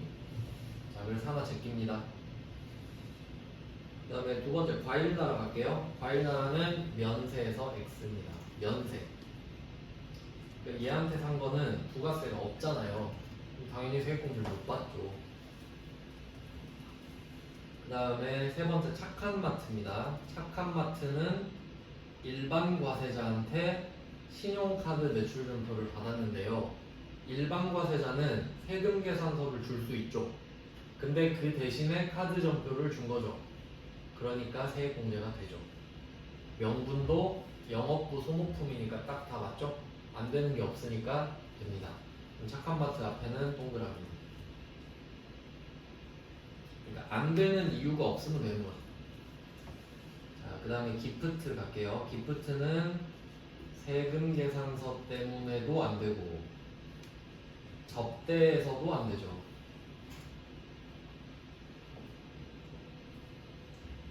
얘는 복잡한 게 하나 또 있는데 얘는 좀 킵해놔야 됩니다. 어쨌든 되진 않는데 안 되지만 이따가 하나 또 해야 돼요 얘는. 자, 그 다음에 구인청구 갈게요. 구인청구는 일반 과세자한테 현금 영수증을 받았고 내용은 직원 채용 광고비 되겠죠.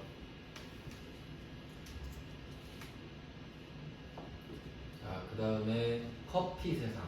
커피 세상에 간이 써 있는데 간이는 누군지 봐야 되죠. 4,800 아래면 안 되고 위면 되고. 밑에 1번 주석을 보니까 세금 계산서 발급 금지 표시할게요. 세금 계산서 발급 금지. 이거 본 순간 간이의 X 표치입니다.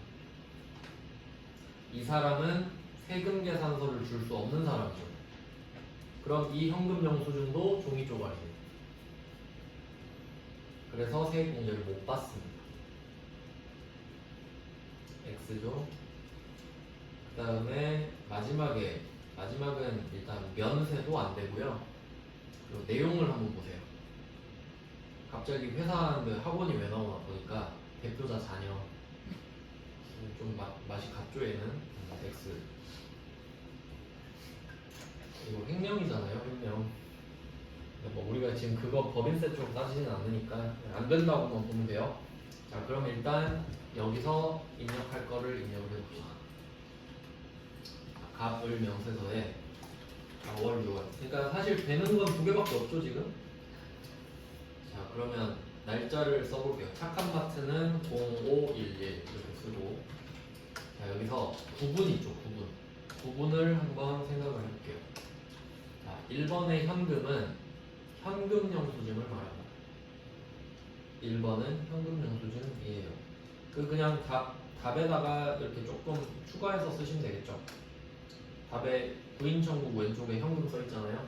거기다가 현금 영수증 이렇게 써주시면 되겠고.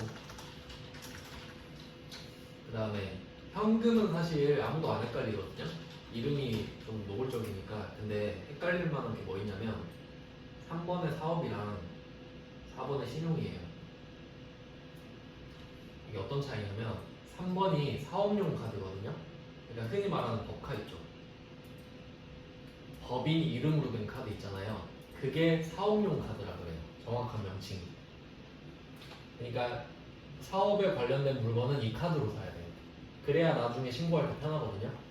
자, 근데 4번 신용은 뭐냐면 법인 아닌 거. 그러니까 대표자 거라든가 직원 명의로 된 카드 있죠. 이것도 실무에서 중요하니까 좀 알아두세요. 부가가치세법에서는 그러니까 이렇게 생각하면 돼요. 작은 회사 있잖아요. 작은 회사. 작은 회사는 법인카드를 그 대표가 갖고 있을 거예요. 직원한테 안 줄 거 아니에요. 자기만 쓰려고. 근데 어떤 직원이 회사에 필요한 물건을 자기가 지금 사야 돼. 급해. 그래서 대표한테 전화해서 저 돈 좀 주세요. 물건 사야 돼요 하니까 대표가 야 일단 네 돈으로 사. 네 카드로 일단 사. 영수증 갖고 오면 내가 돈 줄게. 이럴 수도 있잖아요. 부가가치세는 인정해줍니다. 그러니까 이거 실무에서 중요한 거예요. 법인세는 안 되거든요. 근데 부가가치세는 돼요. 그러니까 되니까 4번이 그게 있는 거예요. 그러니까 대표자 명의도 법인카드는 아니죠. 대표자 개인카드잖아요. 그러니까 법인카드 아닌 거는 다 신용이라고 보시면 돼요. 이거 나오면 난도가 좀 높아지는 건데 웬만하면 3번이 나오겠죠. 참고로 알아두세요. 이번 복지는 나온 적 없습니다. 자, 그러면 착한마트는 신용카드 매출점표인데 여기에 관련된 내용을 좀 볼게요. 자, 문제 두 번째 줄 보세요. 문제 두 번째 줄에 오른쪽 보시면 신용카드 매출점표 수령부는 모두 법인 명의의 신한카드니까 3번 사업 써라 이 말이죠. 그 밑에다가 3번 사업 이렇게 써주세요. 이게 지금은 보고 이해가 되는데 나중에 시험 전에 공부하려고 그러면 이게 뭐였지? 이렇게 된단 말이죠. 그러니까 잘 써놔야 편해요 그때. 그래서 법인 명의니까 3번 사업이다 이렇게 됐고요. 공급자는 뭐 원래는 F2번에서 착한마트를 쓰면 되는데 지금은 없겠죠. 자, 그리고 카드 결제를 한 거기 때문에 법인카드 번호 적어주겠죠. 1111, 222. 번호 쓰는 게 중요한 건 아니니까 카드 번호는 쉽게 주는 게 맞죠. 자, 공급가액은 이거 나누기 1.1 해서 쓰셔야 돼요. 왜냐면 공급가액이랑 세액이니까. 16만 5천 원 나누기 1.1 하면 15만 원이죠. 네, 하나 썼고. 자, 이제 구인 청구 갑니다. 구인 청구는 0607. 자, 현금 영수증이니까 1번 현금 하시면 되고요. 자, 그리고 현금 영수증 조심해야 돼요. 현금 영수증하고 어떤 실수를 많이 하냐면 현금 딱 찍었잖아요. 현금 찍어놓고 카드 번호 적는 경우가 많아요.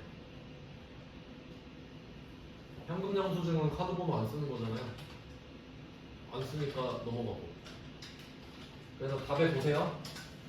잘 표시해 두세요. 현금 옆에 카드 회원 번호가 비어 있다라는 걸 강조해 두세요. 뭐 X를 치든가 비어 있다는 박스를 딱 치든가. 이게 생각 없이 쓰다 보면 쓰는 경우 많아요.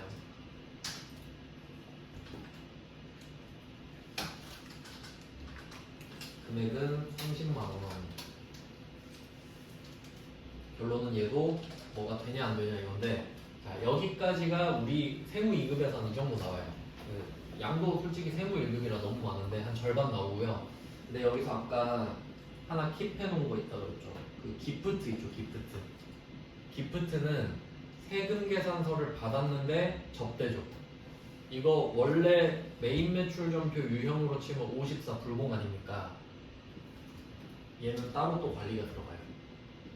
그러니까 지금은 카드랑 현금 영수증을 받아서 세액공제가 되는 걸 적는 거잖아요. 근데 54 불공을 관리하는 게 또 따로 있어요. 그럼 얘는 일단 나갈게요. 다 했으니까. 그리고 부속명세서 1번을 보시면 맨 위에 공제받지 못할 매입세액 명세서 있죠.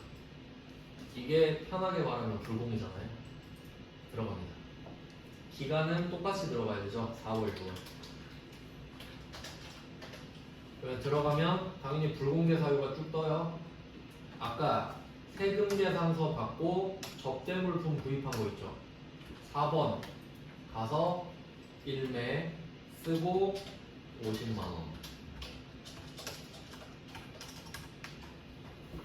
그러니까 요 공제받지 못할 매입세액 명세서 이 중에 첫 번째 메뉴 있잖아요. 그러니까 얘는 54 불공이 저절로 반영돼요. 그러니까 실무에서는 여러분이 여기에 쓸 일이 없어요. 시험 문제니까 내고 있는 거예요 지금. 불공이 여기 들어가는 거 아냐고. 문제를 위한 문제죠. 그러니까 세무 2급에서는 그렇게까지 안 내요. 세무 1급이니까 두 문제를 합쳐서 내버린 거예요 그냥. 근데 우리는 공부하는 용도니까 그냥 세무 1급 넣은 거고. 자, 이제 뒤쪽으로 가서 다른 문제도 한번 봅시다. 그러니까 지금 이 문제는 제일 어려운 문제 그냥 풀어본 거고요. 이렇게 실제로 두 개를 같이 내진 않아요. 우리 시험에서. 그러면 12페이지에 02번으로 가볼게요. 02번. 이게 조금 더 인간적인 문제라고 볼 수 있겠죠. 양이 좀 적으니까. 하나씩 체크하겠습니다. 자, 첫 번째. 4월 2일 거 신세계 백화점한테 기업 업무 추진비죠. 바로 X죠. 기업 업무 추진비 X. 그리고 얘는 증명 서류가 신용카드죠. 그럼 얘는 유형이 불공이 아니고 일반 전표잖아요. 그러니까 따로 그 아까 들어갔던 메뉴에 반영되지는 않는 거죠. 일반 전표에서 끝이니까 얘는. 그래서 일반 전표에다 나가리고 여기도 안 쓰면 되는 거예요. 자, 그 다음에 5월 3일로 갑니다. 두 번째, 손칼국수 직원 식대. 우리 직원 밥 사주는 건 괜찮아요. 그리고 현금 영수증을 받았고 세금 계산서 발급 대상 보는 순간 동그라미죠. 세금 계산서 발급할 수 있는데 현금 영수증만 받은 거니까 당연히 세액공제 받아야죠. 그 다음에 삼성전자 갈게요. 삼성전자 업무용 컴퓨터를 샀다. 사업 신용카드, 사업용 카드, 법인카드죠. 일반 과세자다. 이렇게 있는데 여기까지만 보면 되는 거거든요. 근데 표 밑에 보시면 두 번째 점에 6월 18일 결제한 220만 원에 대해서 세금 계산서를 발급받았다. 보는 순간 삼성전자 X죠. 그러면 저 동네 가서 받으면 되는 거니까 이 동네에서는 아웃입니다. 그러니까 이 삼성전자는 세금 계산서를 받아놓고 카드로 또 결제한 거예요. 그러니까 증빙이 두 개가 돼서 이 동네도 가고 저 동네도 가본 거지. 근데 저 동네는 오케이 했는데 이 동네는 탈락인 거죠. 두 번 해주진 않을 테니까. 그 다음에 마지막 해운대 고속버스 여객 운송에서 X입니다. 왜냐면 전세버스가 아니잖아요. 고속버스가 써있잖아요. 그러니까 여객 운송에 X표를 치시면 돼요. 근데 혹시 해운대 전세버스였으면 되는 거죠? 왜냐면 일반 과세자니까. 그러니까 전세버스 사업자만 세금 계산서 발급할 수 있거든요. 근데 고속버스 사업자는 세금 계산서 발급이 안 돼요. 그러니까 안 되는 거지. 그냥 일반 과세자고 나발이고 못 주니까. 그래서 탈락입니다. 그러니까 여객 운송이 세무2급에서 진짜 중요해요. 아까 항공권도 나왔잖아요. 택시도 잘 나오거든요. KTX도 잘 나온단 말이에요. 그래서 여기에서도 껴넣을 수가 있는 거죠. 그러면 결과적으로는 손칼국수 딱 하나만 입력하면 되는 거네요. 그리고 얘는 또 낚시를 한 게 그 표 밑에 첫 번째 점을 보시면 법인카드 썼으니까 카드 번호 이걸로 쓰세요 해놨죠. 네, 손칼국수는 현금 영수증이에요. 카드 번호 쓸 일이 아예 없죠. 이 문제는 굉장히 좋은 문제라고 생각이 됩니다. 자, 그 다음에 밑에 기출문제 워딩을 한번 볼게요. 기출문제 워딩을 보시면 01번에 간이과세자가 음식업을 영위할 때 직전 연도 공급대가 합계액이 4,800 이상입니다. 미만 아니에요. 이상인 경우 공급받는 자가 사업자 등록금을 제시하고 세금 계산서 발급하면 교부해야 한다. 맞죠? 그러니까 이상을 표시해주세요. 4,800 이상이면 간이과세자도 세금 계산서 발급할 수 있으니까 달라고 하면 줘라 그 말이에요. 맞는 말이에요. 자, 다음 페이지입니다. 13페이지예요. 13페이지. 참고로 세무 2급은 너무 쉽게 나와서 제가 세무 1급 문제로 채운 거예요. 세무 1급 거를 풀 수 있으면 세무 2급은 당연히 푸니까. 그러니까 세무 2급은 공부가 안 될 정도로 쉬워버려요. 그러니까 실무에 도움이 안 될 정도로. 자, 그럼 한번 볼게요. 그럼 한번 4개 있죠? 13페이지 하나씩 보겠습니다. 첫 번째 한국문구인데 쭉 가보니까 간이과세자 세금계산서 발급 가능이고, 그리고 얘는 그 전제가 아예 깔려 있어요. 문제 두 번째 줄에 모든 거래는 대표이사 개인 명의 신용카드로 결제했다. 이거 4번 신용이죠. 법카 아닙니다. 대표이사 개인 명의예요. 아마 이거 못 보고 3번 찍은 사람은 다 틀린 거죠. 그냥 내용에 상관없이. 그래서 다 보시면 신용 보이시죠? 신용. 이거 표시해두세요. 신용. 이것 때문에 이 문제 줬거든요. 이렇게 낼 수 있죠, 충분히. 자, 그러면 한국농구는, 그러니까 일단 전제가 현금 영수증이 아니고 다 카드라는 전제가 깔려버린 거죠. 그러면 첫 번째는 세금 계산서가 발급 가능한 간이과세자인데 세금 계산서를 받은 게 아니고 카드 점표 받았으니까 되죠. 동그라미. 자, 두 번째, 한국철도공사. 여기서 X 치면 될 것 같은데요. 철도공사에서. 아니면 여객운송에서 X 치셔도 되고. 네, 철도공사가 좀 더 디테일하죠. 전세버스가 아니라서 X 친 거니까. 그럼 바로 나가리고요. 세 번째, 거래처 선물에서 나가리죠. 거래처 선물 X. 자, 네 번째는 당사 직원 점심밥입니다. 되죠? 그러니까 첫 번째 거랑 네 번째 거가 되네요.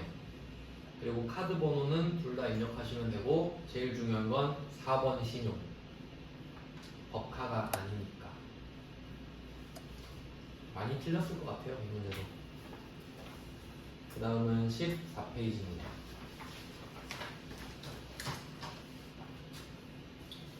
14페이지의 4번 문제입니다. 이제 세무이금 문제가 나왔네요. 자, 전제를 한번 볼게요. 자, 첫 번째 박스를 보시면 모든 거래는 일반과세자다. 즉 세금 계산서를 줄 수 있다는 뜻으로 말을 한 거고요. 근데 이거 조심하실 게 있는데 일반 과세자라고 해도 너무 마음을 놓으면 안 돼요. 왜냐면 그 일반 과세자가 철도 사업자 뭐 이러면 안 되는 거잖아요. 그러니까 웬만하면 된다 이렇게 하고 일단 내려가야죠. 자, 그 다음에 두 번째 점은 사업자 번호를 기재한 지출 준비용 현금 영수증. 이건 뭐 당연한 전제입니다. 세 번째는 사업용 카드니까 사업에다가 동그라미를 쳐놓으면 되겠죠. 얘는 3번 사업이잖아요. 대표자 개인 거는 4번 신용, 법카는 3번 사업. 그 다음에 네 번째 메인 매출 점표 입력은 생략한다. 원래는 우리가 57 카과 뭐 62번, 61번 현과 이런 거 있잖아요. 그거 쓰면 저절로 반영되거든요. 자, 하나씩 체크할게요. 첫 번째 현금 영수증 과사도, 사무실 청소용품 구매. 되겠죠?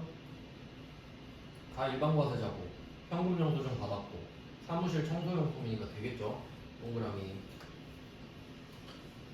자, 두 번째 사업용 신용카드 횟집인데 거래처 식사 접대.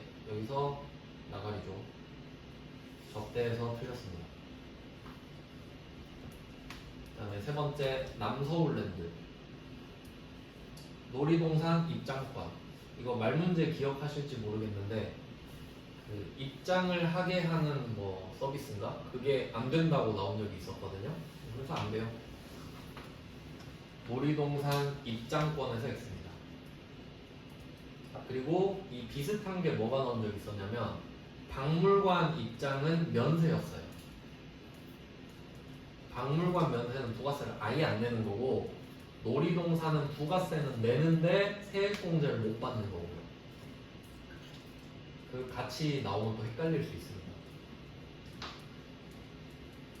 그래서 어쨌든 여기서 놀이동산 때문에 많이 틀렸거든요. 그래서 일부러 넣었어요. 그 다음에 네 번째 영업팀 회식비. 이거는 해줘야죠. 직원들 밥 먹은 거니까. 자, 마지막에 오랜만에 나오죠. 자동차 2000cc에서 나가리죠. 998cc면 되죠. 근데 2000cc니까 안 돼요.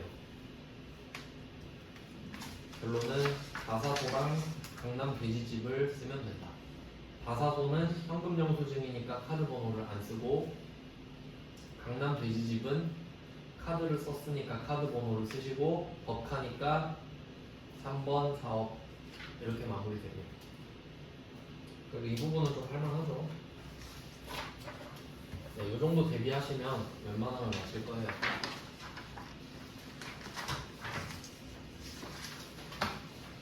네, 그 다음은 4번 주제입니다. 얘는 한 문제 넣었어요, 한 문제. 이건 나오면 무조건 맞춰요. 이거는 진짜 보너스 문제거든요. 근데 이거는 이것만 조심하면 돼요. 이름이 비슷해요. 자, 3번에 신용카드, 매출연표 등 수령 등에서 방금 한 겁니다. 자, 얘는 키워드가 수령이죠. 여러분이 돈을 썼으니까 받았겠죠. 그러니까 세액공제를 받으려고 지금 내는 거잖아요. 근데 지금 4번은 신용카드 매출연표 등 발행 금액 집계표라고 써있죠. 발행, 여러분이 발행한 거예요. 판 거죠. 3번은 산 거, 4번은 판 거. 이거는 왜 있는 거냐면, 취지를 말씀드릴게요. 그 사업자 중에 이런 사업자들이 있어요. 그 음식점업, 숙박업 이렇게 딱 타겟팅이 돼 있는데, 음식점업이랑 숙박업은 탈세하기가 좋은 업종이에요. 현금을 강요할 수 있거든. 맞죠? 현금으로 달라고 말할 수 있는 업종이죠? 그러니까 이 업종들한테는 신용카드 받고 팔잖아요. 그러면 여기서 참고로 발행 금액은 110% 나갑니다. 왜냐면 여러분이 5만원짜리 물건 팔면 부가가치세 5,000원도 같이 받을 거잖아요. 그러면 55,000원으로 발행하겠죠. 발행 금액은 110%인데 만약에 이 음식점업, 숙박업이 현금으로 안 팔고 굳이 카드를 받아서 딱 긁잖아요. 그러면 국세청이 와, 카드로 결제했네, 내가 카드 수수료는 빼줄게 해서 발행 금액의 1.3%를 빼줍니다. 왜냐면 탈세가 가능한 업종인데 안 했으니까 엄청 고맙게 생각하는 거예요. 그것 때문에 지금 만드는 거거든요. 근데 법인은 이거 안 해줘요. 그러니까 사실 의미가 없는 건데 그냥 뭐 문제를 내니까 한 문제만 딱 넣습니다. 근데 이건 한 번 해보면 안 틀려요. 자, 그러면 15페이지에 1번 바로 가봅시다. 얘는 발행 금액 집계표를 보세요. 그러니까 발행이니까 팔았다 이 정도 느낌만 기억하시는 거예요. 그러니까 절대 매입이랑 헷갈리면 안 돼요. 자, 그러면 바로 메뉴로 들어갑니다. 날짜는 7월, 9월로 돼 있죠. 7월, 9월.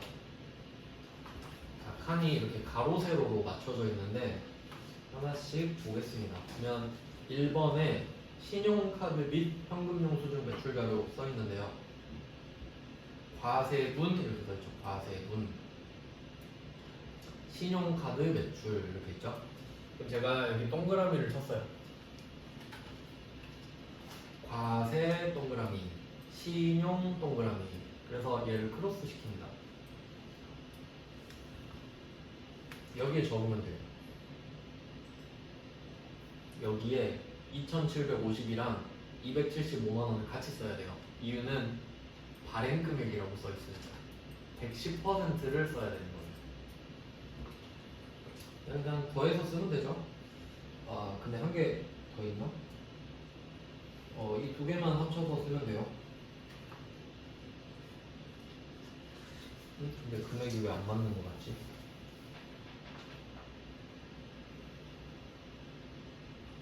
답을 잘못 넣었나? 아니, 계산기를 써보겠습니다. 그럼 카드 과세분 신용카드가 2,750만원 더하기 275만원. 맞네요. 잘못 봤네요 제가. 그러면 이거를 과세 매출분 신용이 겹치는 곳에다가 3,025만원을 쓰겠습니다. 이쪽에 합계 쪽을 보고 있었어가지고 그래서 3,025만 원은 110% 금액이고요. 더한 금액 써주시면 되는 거죠. 자, 그 다음에 과세분 현금 영수증은 없으니까 안 쓰고, 면세분 신용카드는 부가세가 없죠. 그러면 면세분 신용카드랑 면세분 현금 영수증은 합쳐서 써주시면 되겠네요. 뭐 답에 나왔으니까 그게 1730, 칸이 따로따로 있군요. 1730 옆에 현금 영수증에다가 650. 이렇게 이름이랑 과세 면세 맞춰가지고 가로세로 맞춰가지고 금액을 써주시면 돼요. 주의하실 거는 과세 정도죠. 과세는 부가세를 같이 적어야 되니까. 면세는 부가세가 없잖아요. 그러니까 자리만 맞추면 되고. 자, 그리고 마지막에 하나만 더 하면 되는데, 이게 전부 다 지금 카드랑 현금 영수증 발행한 거잖아요. 근데 이 중에 세금 계산서 발행분이 겹치는 부분도 있을 수 있죠. 그 부분을 그냥 밑에 한 번 더 써줘라 이건데, 밑에 2번 표 있죠. 2번 표. 과세분 신용카드 매출분이 400이랑 40. 그래서 440을 적는 겁니다. 왜냐면 발행 금액이니까 부가가치세 쪽만 좀 더 주의를 해주세요. 110%를 쓰는 것이다. 이것도 물론 시험 보기 전에 한 번만 더 해보고 하시면 되죠. 이거는 마치라고 주는 문제예요, 사실. 네, 시험 보기 전에 한 번 더 해보시면 충분히 맞힐 것 같아요. 자, 그 다음은 이제 5번 주제입니다.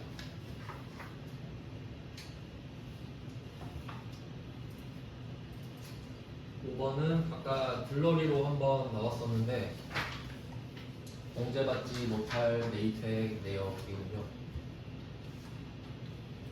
공제받지 못할 매입액 내역. 그러니까 불공 관리하는 항목인데, 날짜는 4월, 6월입니다. 그리고 아까 말씀드렸다시피 여기서는 그냥 매입세 불공제 사유라고 되어 있는데, 정확하게는 세금 계산서를 받은 것 중 불공제 사유만 이쪽으로 들어옵니다. 이유는 세금 계산서가 아닌 것들은 일반전표로 가버리니까 이쪽 반영 자체가 안 되는 거예요. 자, 그러면 하나씩 체크해 보겠습니다. 자, 4월 2일 사업과 관련 없이 구매한 경차. 일단 경차는 세액 공제가 되잖아요. 근데 그 전에 사업과 관련이 없다 그러죠. 그럼 안 해주죠. 그럼 경차만 다 해주나? 그럼 회사 돈으로 경차만 사면 되겠네? 안 되겠죠. 그래서 얘는 이번에 사업과 직접 관련 없는 지출로 일매 쓰신 다음에 3,000을 씁니다. 경차도 비싼 경차를 사는 거예요. 자, 이렇게 하나를 썼고, 자, 두 번째 인테리어 공사를 갑니다. 자, 공사는 6월 29일에 완료됐다. 참고로 공사는 용역이거든요. 용역은 완료됐을 때를 공급한 시점으로 봐요. 그냥 참고로 알아두세요. 용역은 완료됐을 때가 공급 시기니까 6월 29일이 공급 시기다 이렇게 말을 하는 거예요. 그냥. 그러니까 제품으로 치면 6월 29일에 줬다 이런 느낌인 거죠. 자, 근데 대금은 7월 20일에 지급했다 이렇게 있어요. 근데 또 보니까 작성일자는 4월 10일이거든요.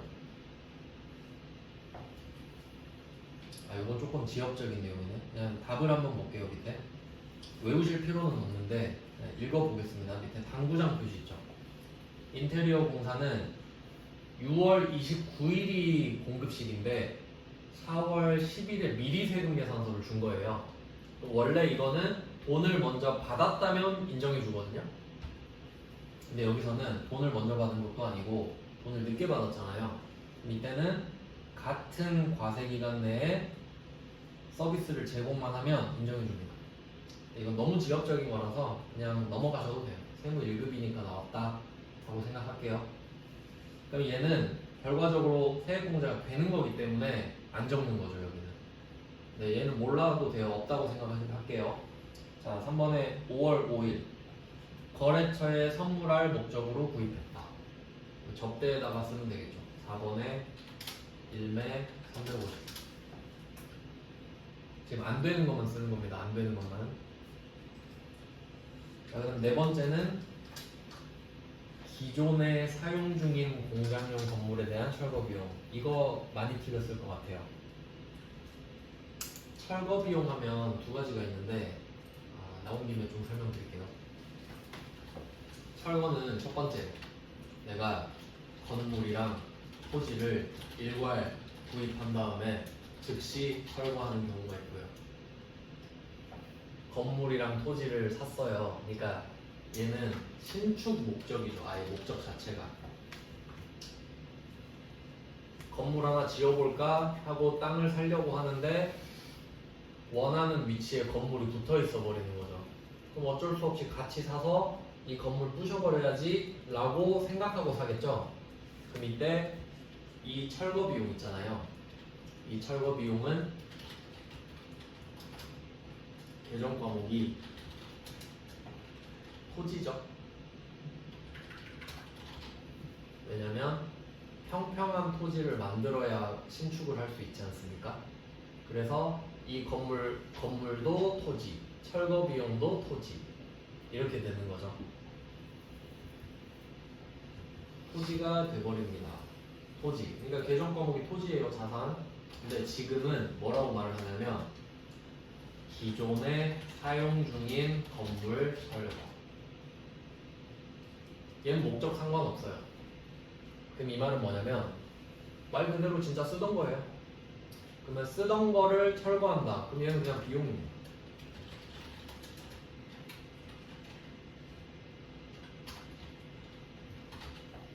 비용. 정확히 말하면 그냥 비용으로 알고 계시면 돼요.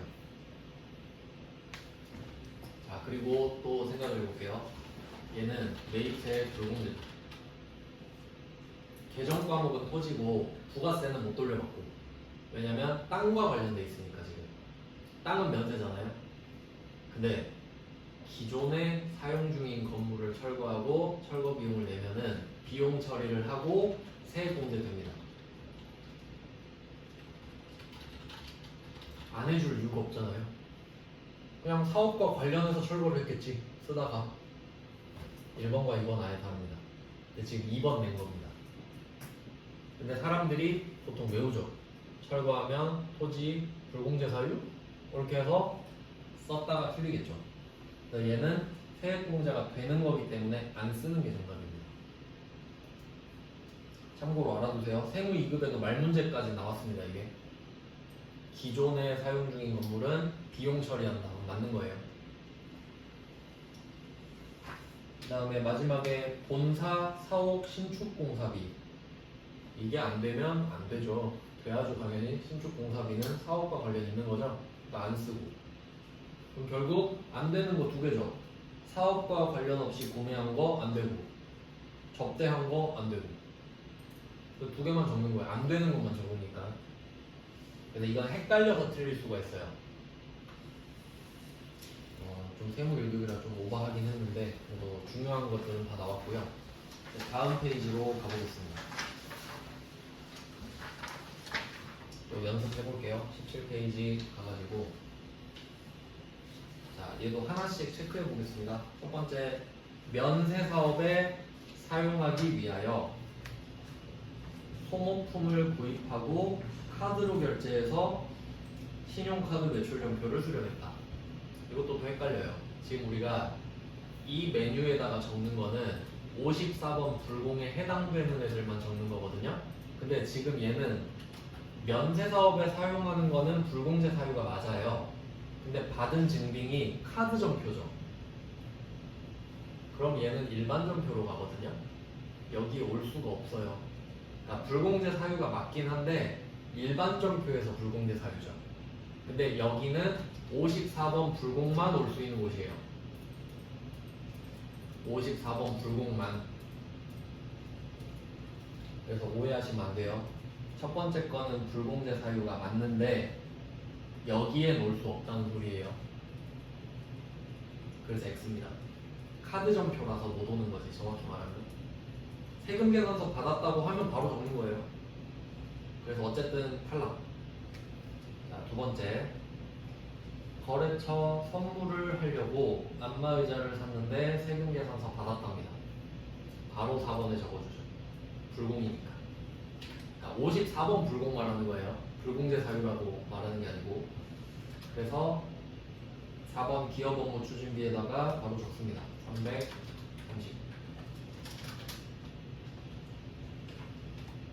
그리고 부가세 포함인지 별도인지 잘 보셔야 돼요. 제가 옛날에 많이 당했어요. 330 해놓고 부가가치세 별도 이러면 진짜 많이 틀려요. 지금은 포함이니까 잘 안 틀리겠는데, 그 다음은 세 번째, 거래처에 제공할 골프채를 사고 현금 영수증. 얘는 첫 번째 거랑 이유가 똑같이 안 되죠. 세금 계산서가 아니니까 여기엔 못 적는 거죠. 불공제 사유는 맞는데 여기에 적을 거리는 아니다. 넘어가고. 자, 네 번째, 대표이사가 개인적 용도로 사용하기 위해서. 여기서 이미 불공제 사유는 결정이 됐고요. 세금 계산서를 받았대요. 그러면 2번에다 적어주면 되겠죠. 사업과 직접 관련 없는데 세금 계산서 받았으니까.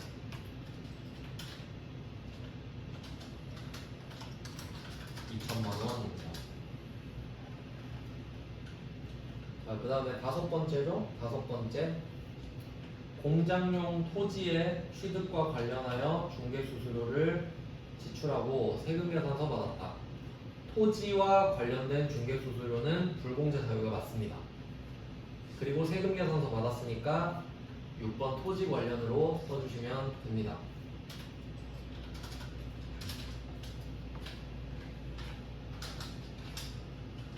그리고 혹시 이 문제에서 토지가 아니고 건물의 취득과 관련해서 중개수수료라고 하면 세액공제 사유가 되니까 안 적겠죠. 건물 관련된 거는 해주니까. 그 다음은 원재료로 가겠습니다. 자, 원재료 500만원, 50만원을 사고 세금계산서를 받았대요. 그러면 당연히 안 적지라고 하려고 하는데 뒤에 보니까 세금계산서에 공급받는 자의 상호, 이거 표시해 볼게요. 공급받는 자의 상호. 이건 세무 1급이라는 건데 또 관련이 있으니까 말씀드릴게요. 이건 뭐랑 연결되냐면 어제 배웠던 것 중에 세금계산서 필요적 기재사항 기억나시나요? 필요적 기재사항이 누락되면 이 세금계산서는 효력이 없어요. 그럼 이 문제는 뭐겠어요? 공급받는 자의 상호가 필요적 기재사항이니? 라고 물어보는 거네. 네, 뭐가 있었냐면 공급하는 자 있죠. 공급자. 공급자는 번호랑 상호가 다 필요했고 이번에 공급받는 자는 번호만 필요했어요. 왜냐면 사람 찾을 때도 주민등록번호로 찾는 게 빠르지 이름으로 찾는 거는 부정확하잖아요. 그러니까 받는 애는 번호만 적어놔라 이런 거죠. 그래서 상호는 필요적 기재사항이 아니죠. 그럼 얘는 효력이 있는 거죠. 그럼 세액공제 받을 수 있는 거죠. 그러니까 안 적죠. 세액공제를 받을 수 있으니까. 그러니까 출제자는 이렇게 말을 하고 싶었을 겁니다. 만약에 여기서 공급자의 상으로 바꿨으면 여기에 적어야 되는 거죠. 공제를 못 받으니까. 그런 식으로 물어보고 싶었을 건데 그러면 1번 칸을 한번 보세요. 가능성이 충분히 있죠. 필요적 기재사항 누락 등 이렇게 있잖아요. 그러니까 이게 공급자로 바뀌었으면 여기 적는 거였는데 공급받는 자니까 안 적지롱 이런 느낌이죠. 굉장히 고급 문제입니다. 그래서 넘어가고요. 마지막은 소모품을 구입했으나 공급 시기에 세금 계산서를 수출을 못했거든요. 그럼 한번 늦었어요. 근데 확정 신고 기한 이내에 받았대요. 그러면 지연 수치 가산세는 내겠지만 세액 공제는 받을 수 있죠. 그러니까 안 적는 거예요. 그러니까 세무 1급이 공부하기 진짜 좋아요. 종합 문제가 돼버리니까. 그래서 이 문제만 보시면 세무 2급은 다 커버된다고 보시면 됩니다. 실제로 앞에 게 제일 어려웠고 뒤엔 좀 나아지죠. 그 방금 했던 그 5번 주제랑 아까 신용카드 3번 있잖아요. 3번, 5번은 여러분이 실제로 중요한 거라서 시험을 논외로 보더라도 공부를 좀 제대로 하셨으면 좋겠어요. 그럼 진짜 실무 가서 좀 편해요. 실제로 많이 써먹는 파트이기 때문에 1번, 2번은 안 하셔도 돼요. 오늘은 여기까지 해놓고 다음 시간에 1시간이면 마무리 될 것 같고 그 다음에 소득세로 바로 넘어갈 것 같습니다. 그래서 다음 주에 소득세를 끝내고 마지막 주에 기출문제를 푸는 식으로 하면 될 것 같아요. 네, 고생하셨습니다. 감사합니다.